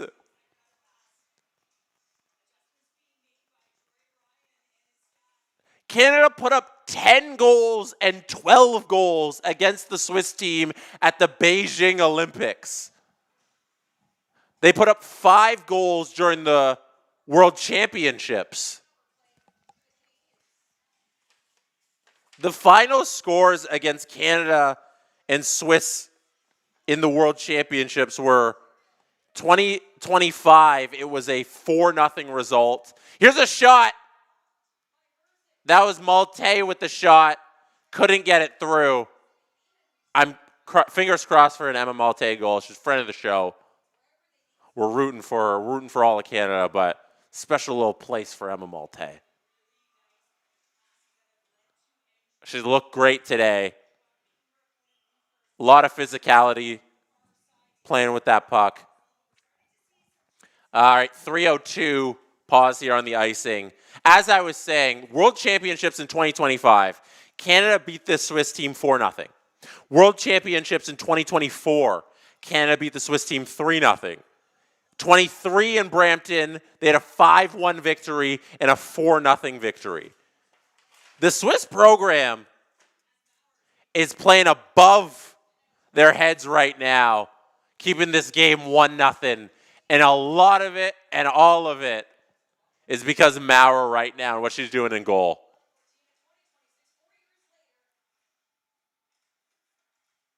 Only 3 shots on goal here. But every time the Swiss do get an opportunity, it's dangerous. And Mashmar's got to be on her game. Poulin sends it over to Thompson, whose shot's blocked. Julia Gosling plays the puck around the back. Gosling gets the puck back. Gosling can't get the puck over to anybody, loses it to the Swiss team. It's crazy how much pressure Team Canada can place on the puck carriers for Switzerland because they trust their speed, Canada does. That plays offside. Offside of the blue line, thank goodness, because the Swiss team looked kind of dangerous there on that entry. But the Canadian defenders, they can really just hammer the puck carriers because they have the speed. It's not it's not close in terms of we know we can close in fast on the puck carriers. So Canada's really utilizing that and not allowing the Swiss team to have a lot of time with the puck. We have a super chat here from Cassie. Shout out Cassie, little confetti for Cassie. Let's get that on the screen for Cassie. They say, known Canadian Cass has bought her 3rd Crosby Canada jersey. This is especially funny knowing that I don't own a single piece of USA gear and have 3 Sweden jerseys too. Raquel, Carlson, and Hagelin. Thank you for supporting us with the Crosby jersey because you are a known Pens fan, and subsequently, you got to root for Crosby in international competition because I think a lot of Pens fans love Crosby more than anything else. You know, you love Crosby over anything. So I'm not surprised that you have those Canada Crosby jerseys. Oh, we got Isabel dancing marmot, cuter than a raccoon. Here's the dancing raccoon if you missed it. I'm thinking because Toronto raccoons are such a thing. I'm in Toronto. This is Team Canada. We need the raccoon mascot for these Olympics, for these streams. Let's go. Plays back here. 1:50 left in the second period. Still 1-0 Canada. They're pressuring as they have been doing all game long. But a little too much on the outside. Darryl Watts can't get that puck through. Switzerland can't get the puck through the neutral zone. This is going to be icing. No, icing's waved off. Darryl Watts sends the puck out front. And that's a save by Maurer.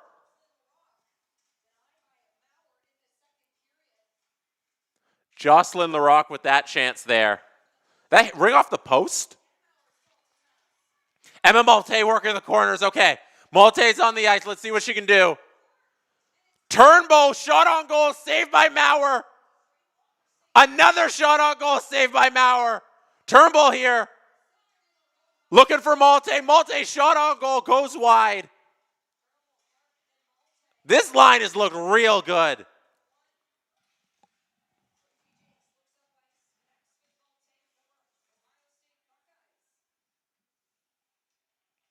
The Malte, Turnbull, Clark line has looked fantastic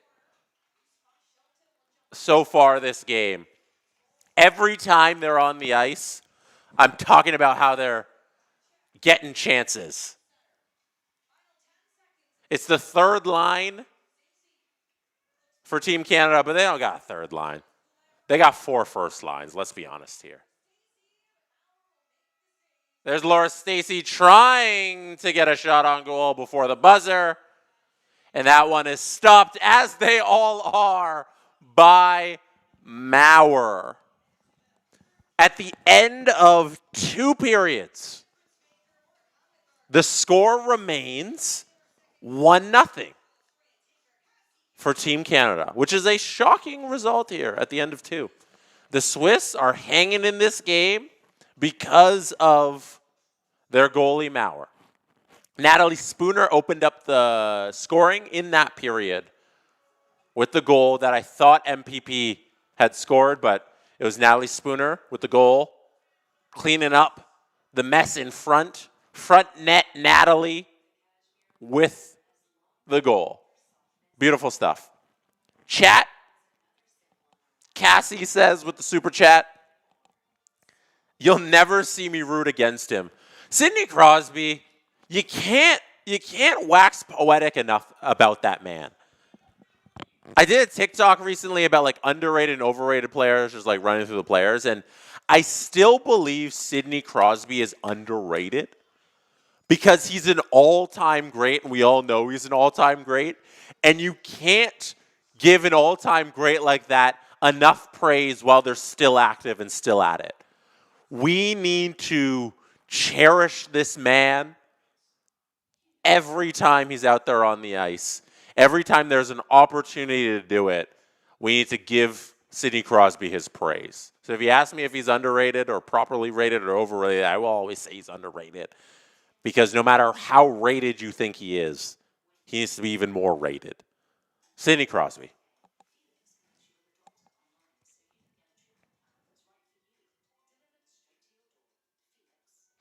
Johnny says the Swiss goalie is 100% the player of the game. 100%. 100% agree. All right, let's get to, what do we want to do here? Pack opening? I've opened a lot of pack. I don't know how many I'm allowed to open each stream.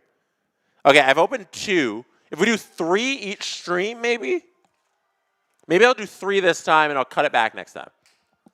So let's get rid of the scoreboard so you can see the pack opening. Let's do a pack opening, and then I'll show you a clip from the Steve Dangle podcast. So we have Tim Hortons hockey cards here, Olympic Collector Series. There's our boy, Sid the man. Sid the kid, Sid the man.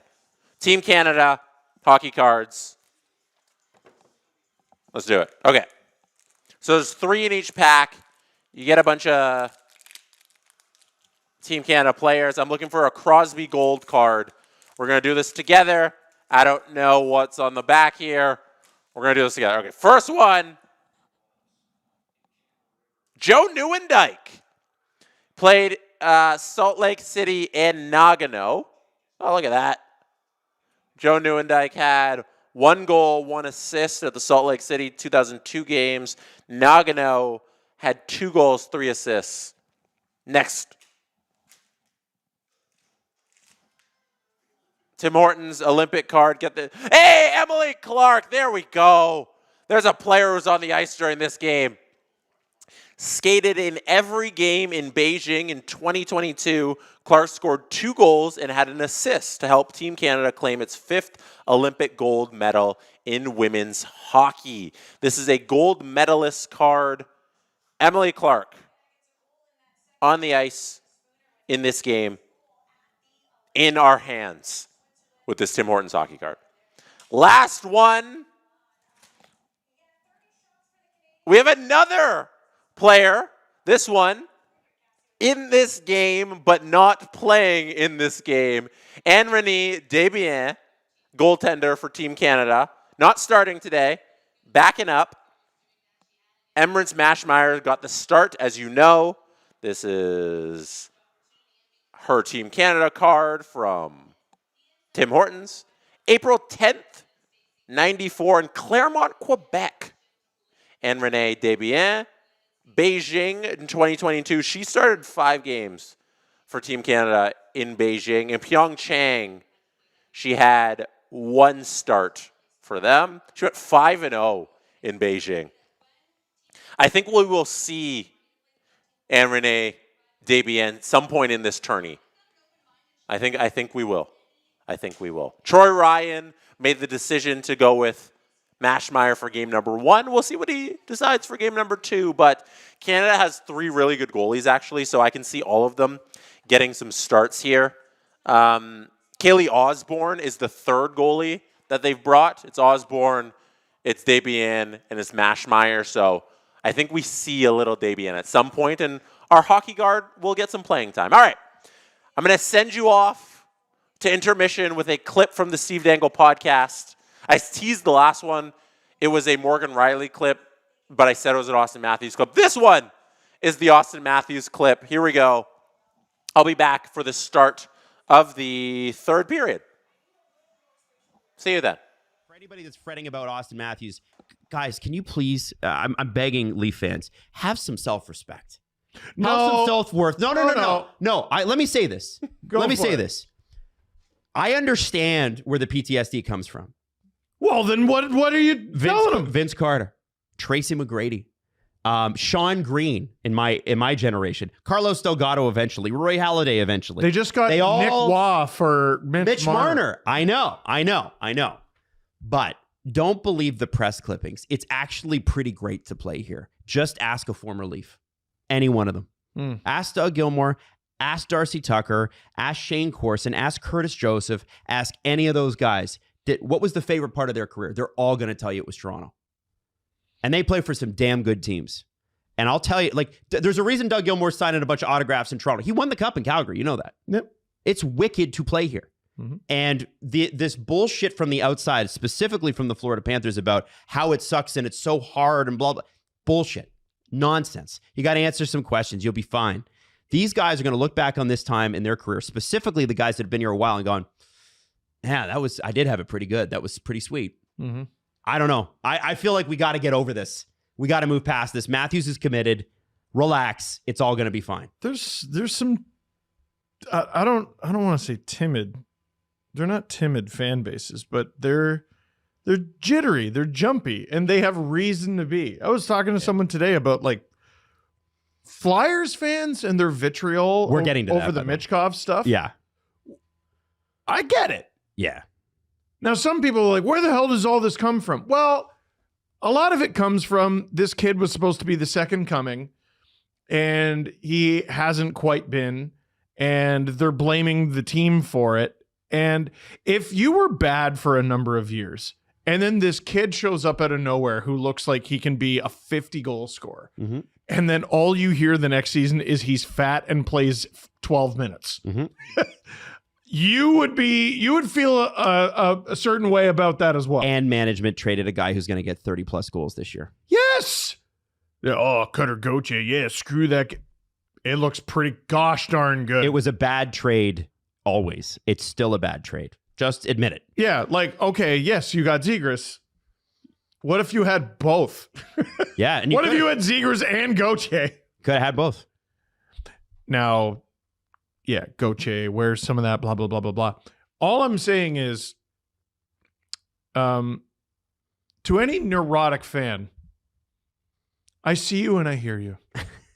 You are seen and heard. I think those feelings are pretty valid. Yeah. Like, if you're worried about a superstar leaving Toronto, you have every right to be But worried. this superstar is not the other guys. Yeah, This guy's not bitching about the media. Things are one way one day and then they change. I don't think he's ever, but has he ever shown any degree of, you haven't ever got a hint from that camp that they wanted out. Sign the extension as soon as he could. It's not about the logic of like, hey, this is all the evidence there. It's just about what you've been through as a fan.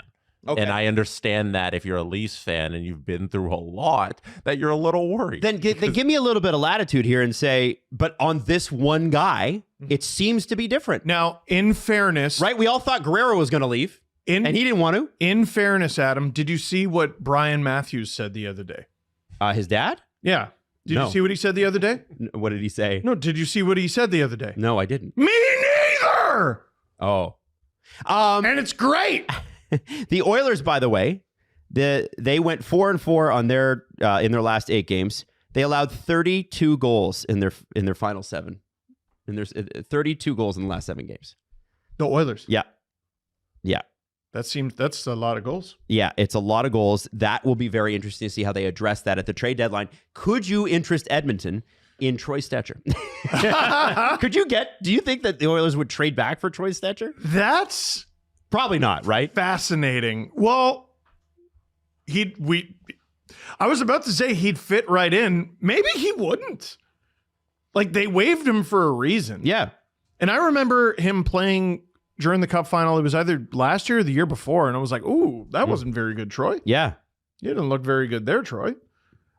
He's come to Toronto and he's been given a bigger role, and he's done really well in it. But I'd love to know. Like, here's the thing. It did not work out. He wasn't on waivers because he was good.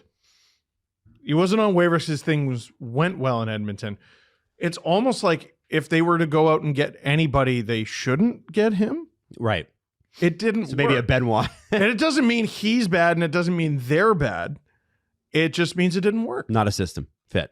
Like maybe Morgan Riley with Berube. He could be perfect, but I don't know. The evidence seems to show no.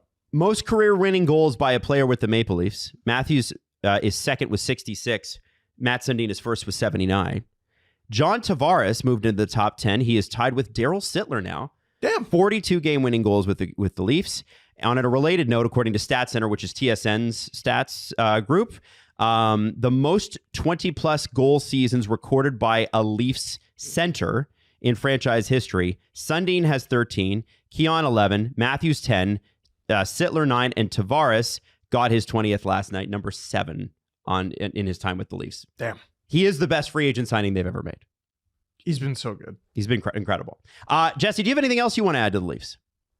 Game-winning goals is my least favorite stat in hockey. Why is that? Give it to you. Tell me. It's irrelevant to the meaning of it is. You could technically score a game-winning goal in the first 5 seconds. If the game is like 5-2 and you scored goal 3, then that's your game-winning goal. Stats are supposed to show you like something. Mm-hmm. That doesn't show you anything about what this player did in contributing to a win. If it's a game-winning goal in the sense that it's, hey, goals that are scored during a tie game in the last 10 minutes of a hockey game that then the team goes on to win. If you specify it like that, then the stat shows you something. Right. A game-winning goal that's scored because it's a 2-1 game and you scored that goal in the first period, that stat is meaningless. I think it means you're clutch in the first. It does not show me anything. It shows you that this player scored a lot of goals throughout their career, and that's why game-winning goals, the list of people who have a lot are just guys who scored a lot of goals. Jesse, And then the guys who score a lot of goals are the best goal scorers and the best players we have in the history of hockey. Yeah. Why don't we just look at the fucking goals they score? let's go through a scenario.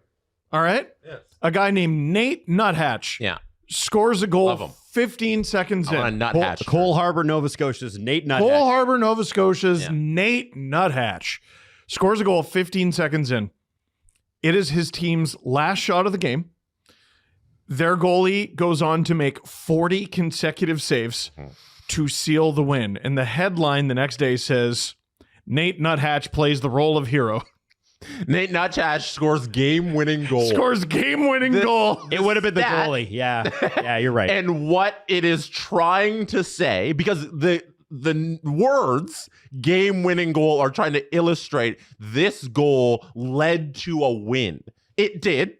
It did in the very literal sense, but it did not lead to the win in the sense that that was the goal that propelled them to the victory. So you need a clutch goals thing. Exactly. So goals scored in the last 5 minutes, Exactly. 3 Yeah, minutes? what I just outlined, and you nerds can figure it out. I'll join you on the nerd bandwagon. I'm pretty nerdy myself. We'll all go nerd out on what it should be, what an actual clutch stat should be, whether it's 5 minutes, whether it's 7, whether it's 10. We'll all determine that when we bring out our calculators. But the way it's defined right now, I hate the stat. You know who led It's ridiculous. you know who led the Sabres in game-winning goals in the 90s? No one does. Dominic Hasek. I thought It you was did know. Dominic Hasek. Yeah. Oh, there we go. Okay. All right. So dancing raccoon. We might have to revisit Dancing Raccoon. They're doing a good job. They're doing a good job, but not the biggest fan favorite. So I was looking at some of the stuff for the men's game. I should look up the women's one too on the rules. But there's this tweet from John Buchagros about the rules for extra time in this tourney for the Olympics on the men's side of the bracket. In the group stage, tied games have a sudden death 5-minute OT played at 3-on-3 and then a shootout. The quarterfinal / semifinal rounds play 10 minutes of 3-on-3 and then a shootout. The medal round games are 3-on-3 until someone scores. No shootout. So, we're going to do two things here. Oh! One, Robert Malloy, who's running the SDPN chat right now, says that 68% of you voted to keep the raccoon. Raccoon is staying. Raccoon is hanging out. Raccoon is our official mascot for the Olympic streams. And now we got to do our next poll.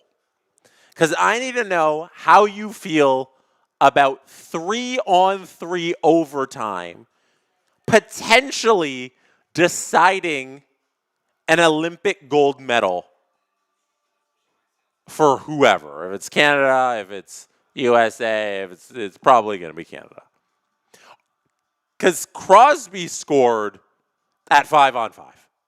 And we all respected that. That's hockey. The NHL playoffs, they go to 5-on-5 for overtime in the playoffs because that's hockey. The IOC has decided, or the IIHF, I should say, has decided that they're going to do 3-on-3 for the gold medal. What? I don't like it. I don't like it at all. Cut for me. You got to do 5-on-5. That's ridiculous. It's a completely different, as Is It Nathan says, it is a completely different game. 3-on-3 hockey is not 5-on-5 hockey. They might be different sports. They honestly might be different sports. So, I don't know what we're doing here as the Olympic Committee making these decisions to play 3-on-3 hockey for a gold medal. Robert, can you forward me the rules for the women's side of the bracket, for the women's side of the competition for OT in the group stage, and then the elimination rounds, and then the medal rounds, just so I can read those off as well? Send me those, because I think that's so crazy that they would decide 3-on-3 is good enough to decide a gold medal. Canada starting off hot here in the third period. Darryl Watts, though, can't get a puck through. Blocked by a couple bodies in front. Now we have a Swiss player trying to take on the Canada defense. 1-on-3. Goes around the back. They can't find anybody out in front. And Canada comes away with the puck here. That's Sarah Nurse. Sends the puck up and goes off for a change. Ella Shelton sends the puck to Maurer, who makes a nice little save. Watts to Fillier. They can't complete the play, and that is a penalty. Fillier pushed down to the ice, and Canada's going to go to the power play here. Their third power play of this game. Darryl Watts made a nice little play there. And then Sarah Fillier got hit in the corner. And that is a penalty. You can't do that. That is checking from behind. You can't lay the body like that in this game here. That's probably clean in the P-dub. But not here, not today. That is a boarding call 2 minutes. Canada to the power play here.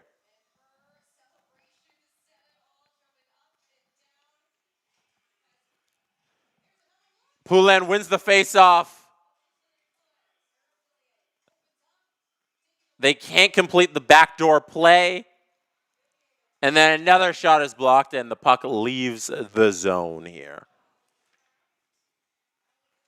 I should get a little power play thing for the score bug. We should get that going too.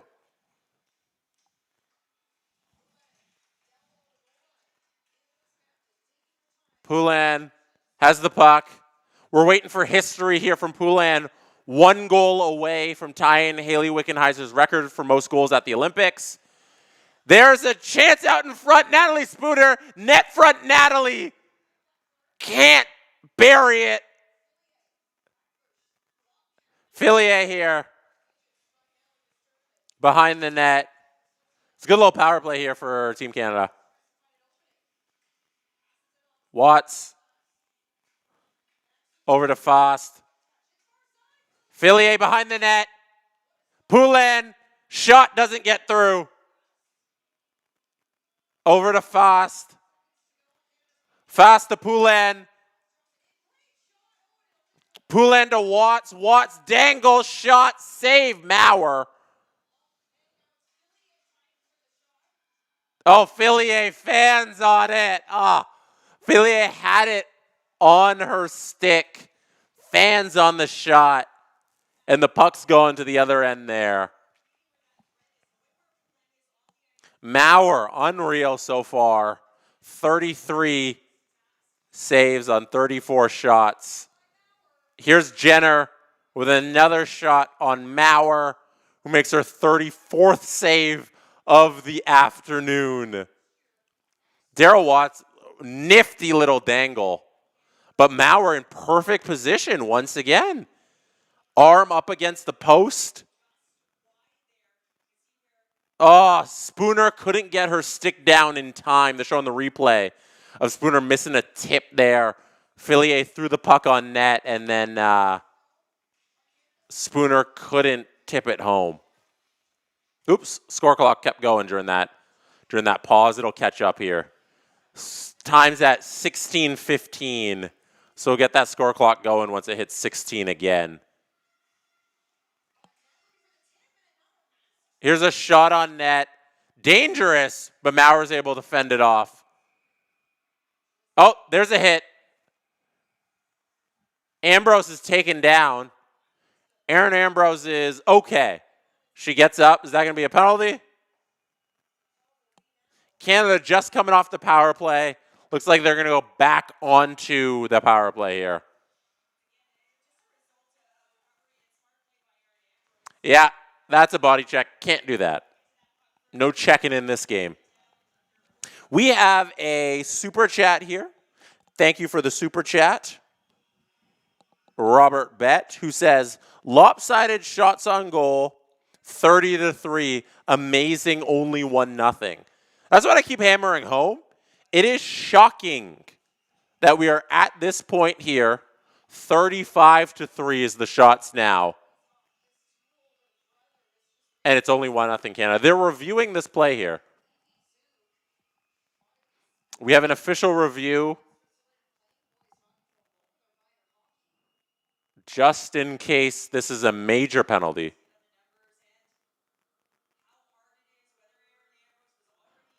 So, if she got her right in the numbers and it's a check-in from behind into the boards here, we could see a major penalty called. I don't know. No, it doesn't look like it's going to be a major. We'll see what the refs call. They're coming out of the video review booth. Let's hear. Okay. 2-minute minor.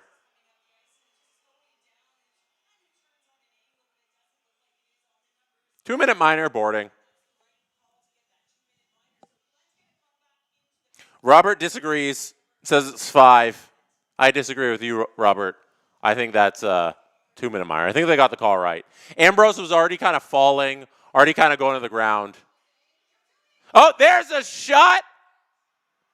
Fillier gets the puck off the boards, buries it home. Quickly off the power play, Canada goes up 2-0. Sarah Fillier. Canada dominating in the face-off dot. That's the key thing here. Marie-Philippe Poulin wins it back. Long shot off the boards. Sarah Fillier taking the puck off the bouncy boards. Wide open net there because Maurer can't slide over to cover it. And finally, Canada gets another one. Sarah Fillier puts this team up 2-0. Let me see if I can get this going. Oh, that says 3. That says 3. Oops. Okay. 2-0. Let's see if we can get 2 on the board here for Canada.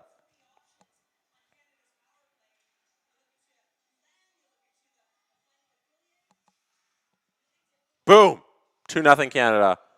We'll have to reset the score clock there.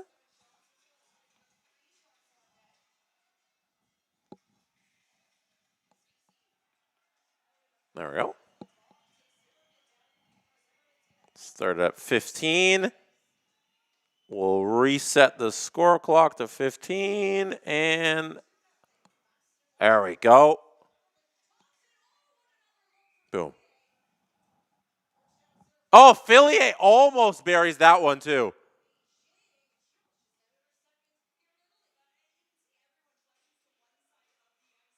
I'm hoping to see the replay of this next chance. They're showing the Sarah Fillier goal once again.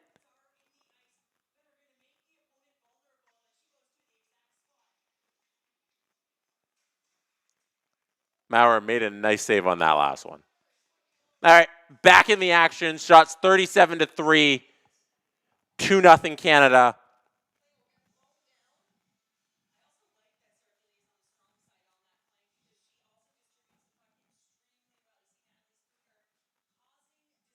They're really showing the replays of this one. They keep going. Every stoppage of play. I feel bad for the Swiss player who took that penalty. That was like her second or third penalty of this game. Ivana Vey, I believe is how you pronounce her name. Sorry for my pronunciation of any of the Swiss names. I struggle with English names. Ivana Vey, it's spelled like way, but it's Vey. She's taken some tough penalties here today. Mashmeyer plays the puck over to Canada as the puck's back on the other end of the ice.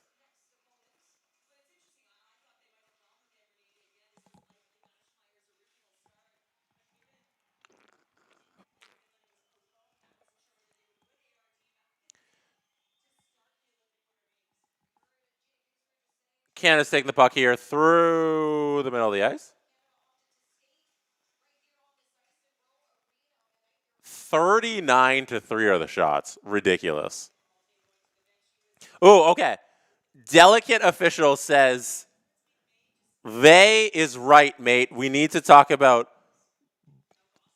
No, I'm not even saying it. I'm not even saying it. I'm not even gonna try. I'm not saying it. They. It's as far as I'm gonna go with the Swiss names. That's it. Maurer. Maurer's easy. I'm only doing the easy ones. I'm not here just to butcher people's names, even though that's half my job here.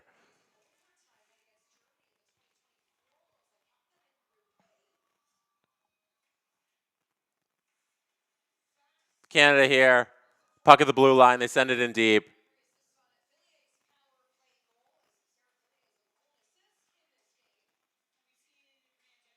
Sarah Fillier, 2 points.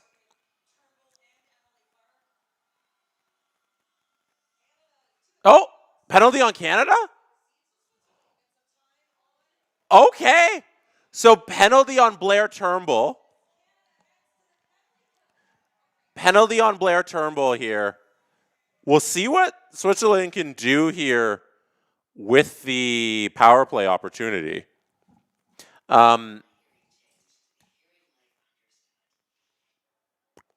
They haven't been dangerous. We also haven't seen them with an advantage here. So I'm not too concerned because Canada's speed and their checking and their D and Emirates Mashmeyer and goal should be enough to calm the waters on this power play opportunity for Switzerland. But let's not count our W's before they are confirmed and in the W column. It is 2-0. It is a domination by Canada.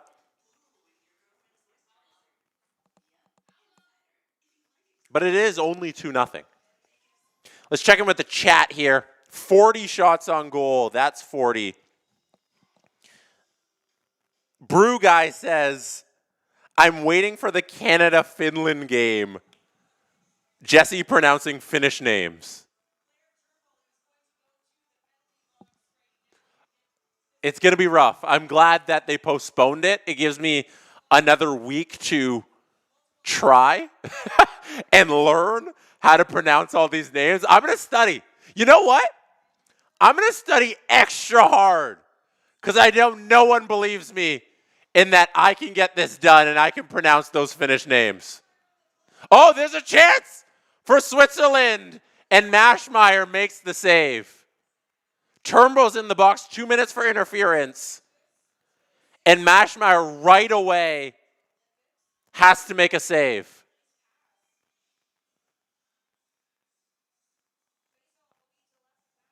Whew.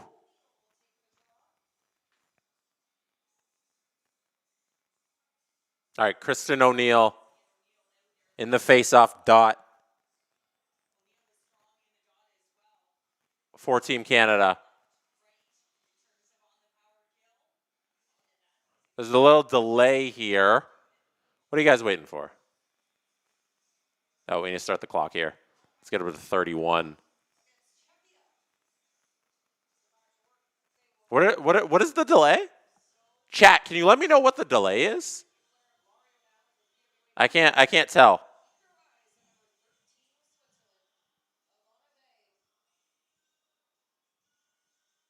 For fun. Robert Malloy, who's unhelpful, says the delay is for fun. Are they resetting the clock? We got to reset our clock if they're resetting their clock. Okay, so they reset the clock to 45 right now. Okay, so we're at 45 too. I asked earlier for the rules for the elimination rounds. Oh, so it's the same as the men's.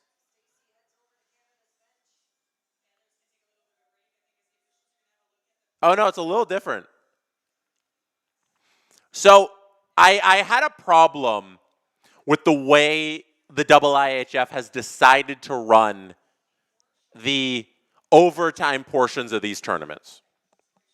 So Robert Malloy sent this over. In the prelims, 3-on-3 overtime, followed by a shootout. Quarterfinals, 3-on-3 overtime, 10 minutes, followed by a shootout. Semifinals, 3-on-3 overtime, 10 minutes, followed by a shootout. Bronze medal, 3-on-3 overtime, followed by a shootout. And the gold medal is 3-on-3 overtime until you get a winner. That's ridiculous. That's a backwards way to decide a winner. Play 5-on-5 until somebody scores. Who cares? They're here for 2 weeks and that's it. Then you come back in 4 years. What are you waiting for? No rush. You don't need to do 3-on-3, and 3-on-3 isn't the same sport. As I said before, you're changing the rules of hockey. You're playing a different game by playing 3-on-3. I don't know why you would do I get the prelims. Prelims, yeah, do 3-on-3. But an elimination game, I'll even give you the quarters. But a bronze medal game, a gold medal game at 3-on-3, that's you're changing the competition for these athletes. And I don't like it. I don't like it at all. All right, 50 seconds left here in this power play opportunity for the Swiss team. They have not been dangerous on this so far. There's Marty. I can say that Swiss name. Marty. Here's Thompson making a play on the goaltender. Maurer, who covers the puck with 29 seconds left in the power play there.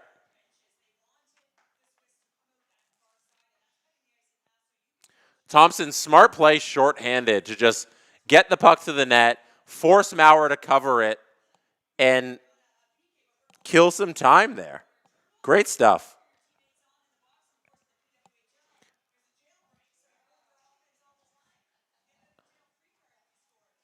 Canada loses that faceoff. It's played back by the Swiss team. They are trying to take advantage of the last 15 seconds here of their power play opportunity.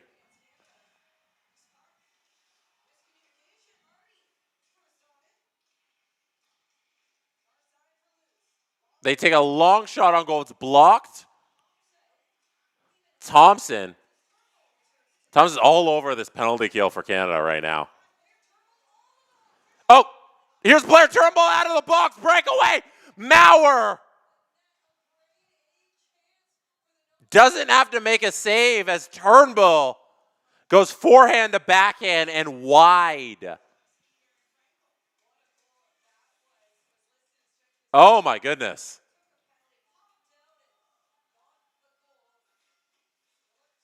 Unreal. 40 shots on goal here for Canada. That one was not a shot on goal. Turnbull went wide with the breakaway.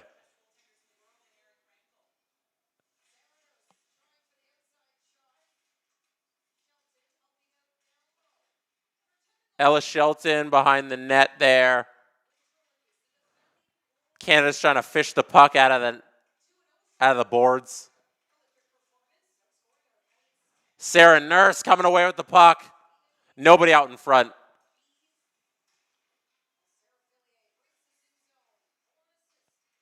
Sarah Fillier, who scored the second goal of this game, has an assist as well. Oh, slips, falls. 2 points in the afternoon for Sarah Fillier. There's a shot by Jocelyn Larocque. Does not get through. A lot of block shots by the Swiss team. They're doing a good job clogging the middle of the zone there. There's Daryl Watts using her speed to get in tight. Save by Maurer. Swiss team trying to go 1-on-3 here. Emrys Mashmeyer covers the puck. Says no funny business here. Let's just calm the waters. And check in with the chat.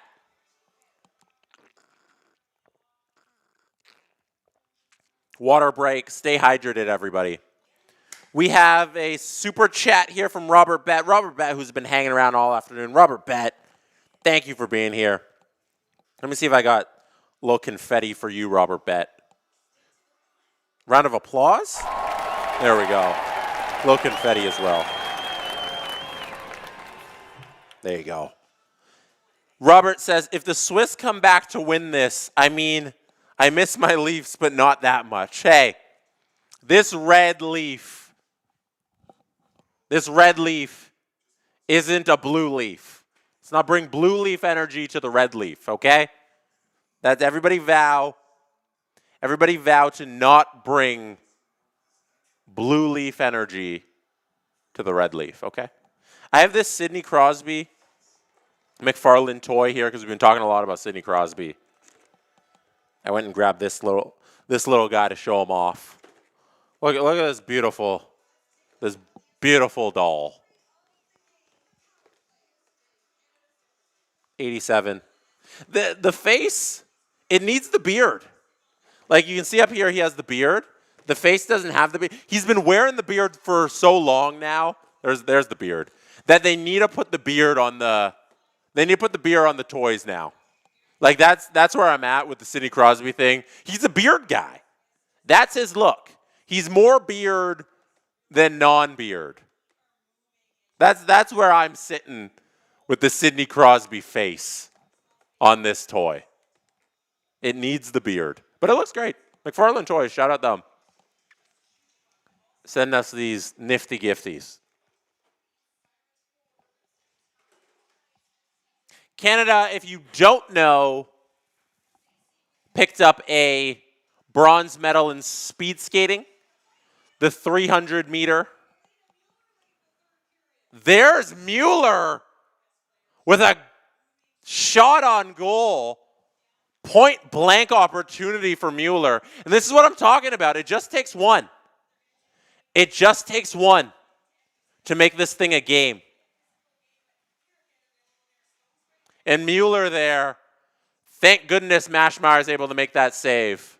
Squeezes it tight. If you didn't know, Canada picked up a bronze in the 300-meter speed skating. Valerie Molte came in third place. Well done. Round of applause. That's our first medal of these Olympic Games. What did you guys think of the opening ceremonies? I really like them. I'm going to say they weren't as good as France's. Paris knocked it out of the park. I loved Paris's opening games. Italy, they did okay. Milan, okay. But not as good as France's. I did enjoy it, but it wasn't as good. That's where I'm ranking it. Okay, Canada's going back to the power play here. Valario, did I get that name right? Valario goes to the box. Turnbull gets tripped. Yeah, that's a clear tripping. That's tripping. Yo, what? France's was bad.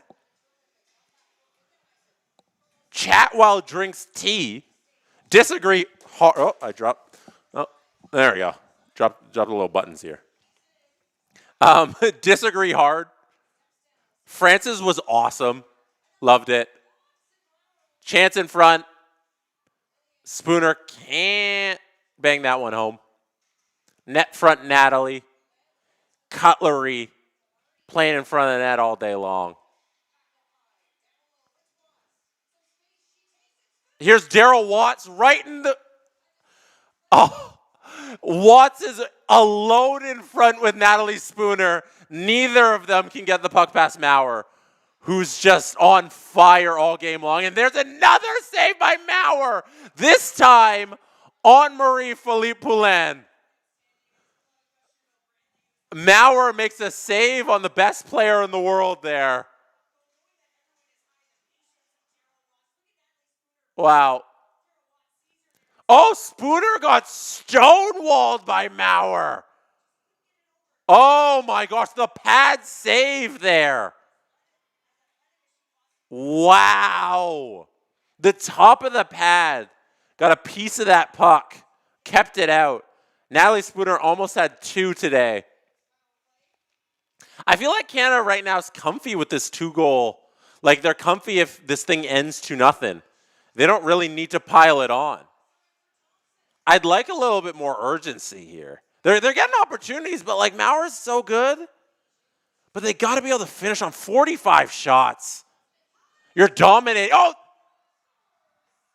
I was asking for it, and we got it.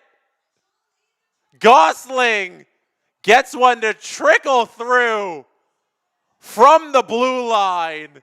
Finally, they beat Maurer again.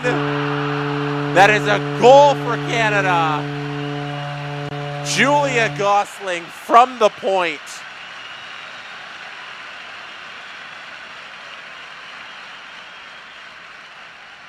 Is that Brienne Jenner? Does she touch it?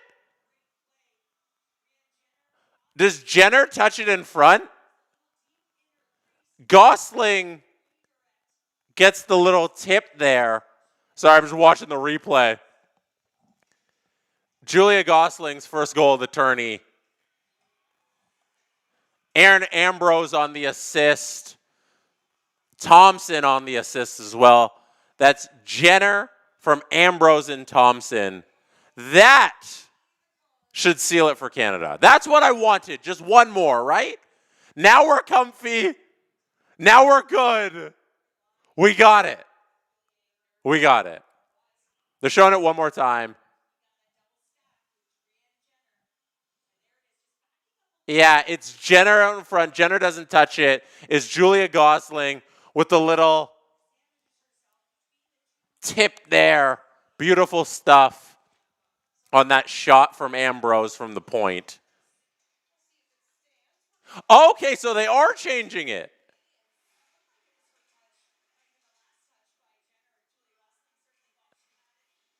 Okay. Have I gotten every goal call wrong? No, I didn't get Sarah Fillier wrong, right? But they're changing it to Jenner. So I call that one for Gosling, and now I think they're changing it to Jenner. The Natalie Spooner one out in front, I thought MPP had it, but Spooner buried it. So we're 1 for 3 on the goal calls. Great first stream. Great stuff.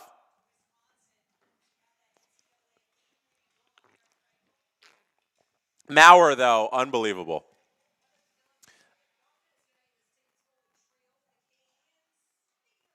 She's put up a really good effort. 46 shots on goal by Canada.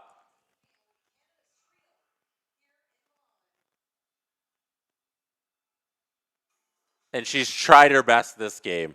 So Ambrose shot from the point one more time as they go to commercial break. Gosling, I don't think Jenner got it. Gosling gets that goal. Let's check in with the chat here. We are going to fix the scoreboard. Thank you. Thank you, chat, for that. What does that say? Oh, no. Let's fix this. Let's fix this. Let's fix this, everybody. Oh, no. Oh, no. Yeah, let's go. Okay. 3-0 Canada. Jenner got the tip. Says Andy Carnival. Grandpa Gamings, you need to change the score. Thank you, Grandpa.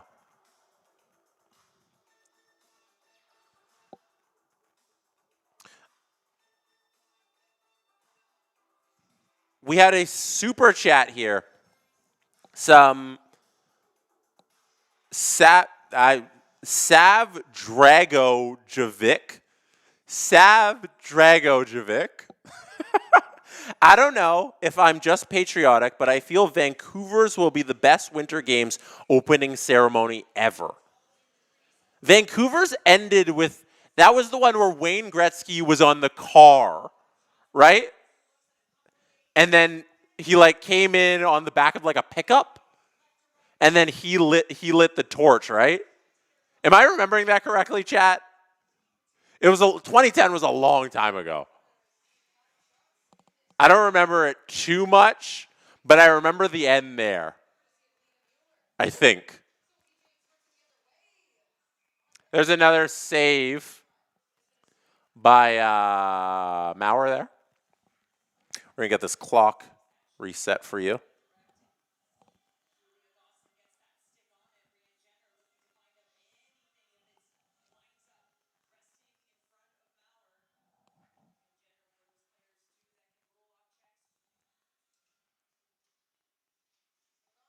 Canada wins this faceoff, but it sneaks out of the zone. Shots are 47-6.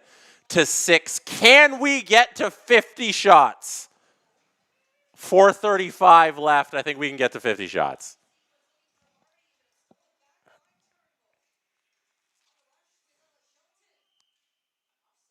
There's Turnbull and Shelton, and they can't connect here. Offsides. Offside.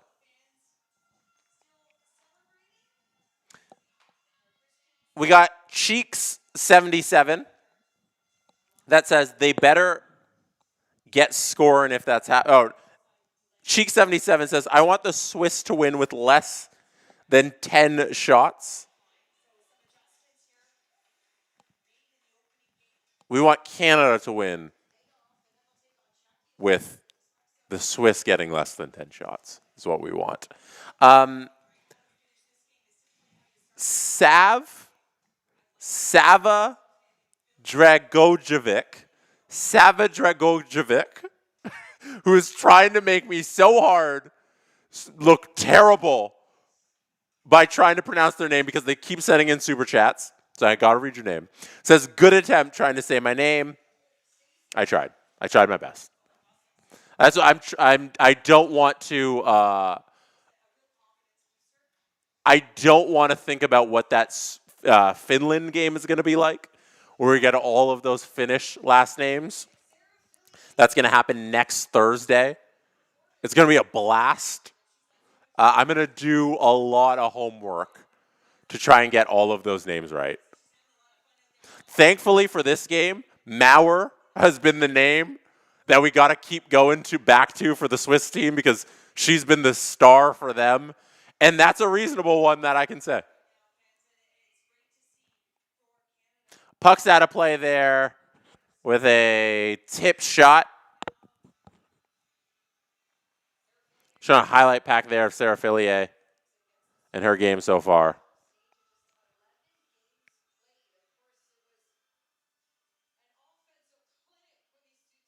.330 left in this game here. Canada up 3-0. We are going for 50 shots on goal.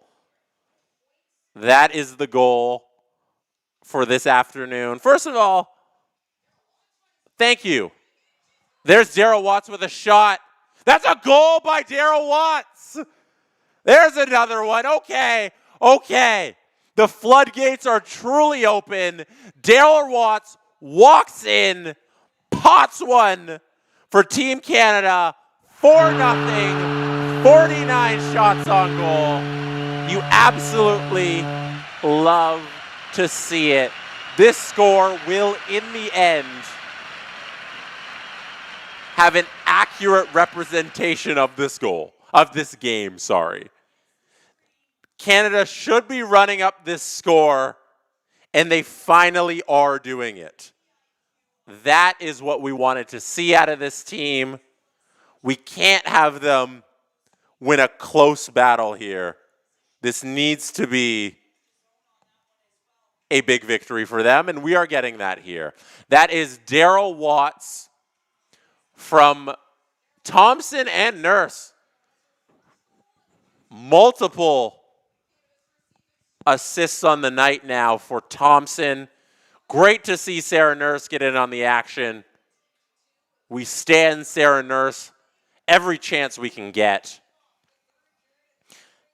Sarah Fillier was also out in front on that play. Nice little screen there on that shot. She's had a fantastic game. At the end of the day, Canada really eased themselves into this game, but by the end of it, they showed who they are. I want this thing to have this type of score at the end, a 4-0 victory, a 5-0 victory. I didn't want it to be 2-0 and then we're like, ooh, a hot goaltender can kind of get to this Canadian team, no matter how many shots they put up. If it was a 2-goal victory, I would not have been happy with that. 4, I'm good. I'm satisfied. I'm happy. This represents a Canada versus Switzerland game. Mauer makes another save there. That is 50. Mauer makes one last save there. That one doesn't squeak through. And we got 1:47 left. Cruise control, everybody. Cruise control. Filthy 5-on-5 goal for sure.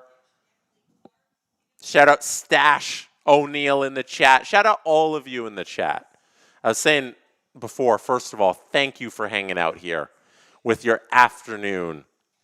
I will be here for every Team Canada women's game. I'll be streaming them all with you, hanging out, watching these games, watching Team Canada run up the score, hopefully, on all of their opponents. You chose to spend your afternoon with me here, and I really appreciate that. And we're going to watch Team Canada walk to a victory here. Spooner trying to add to the total. That's another save by Maurer, who's, no matter how this game goes, Maurer's got to be the first star. She really made this thing at least competitive for the Swiss team. They are outmatched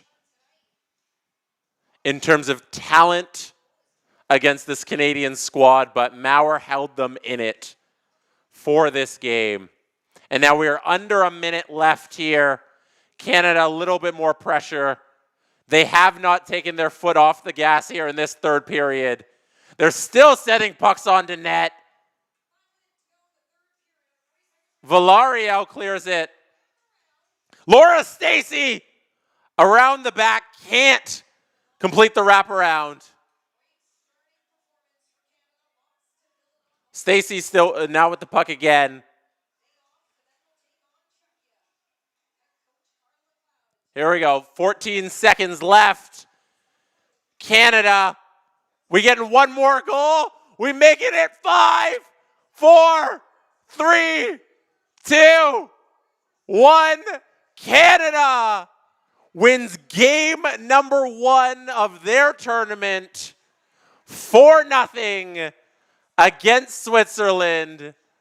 In the end, it was a cakewalk to victory after Maurer, the Swiss goalie, tried to make it a thing.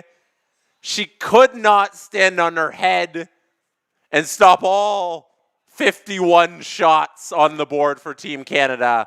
They do end up getting the 4-0 victory, and they look as they should. The next time we will be here is 3 p.m. on Monday for another Group A matchup between Canada and Czechia.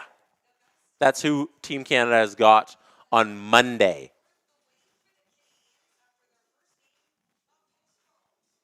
Swiss did not get 10 shots on goal.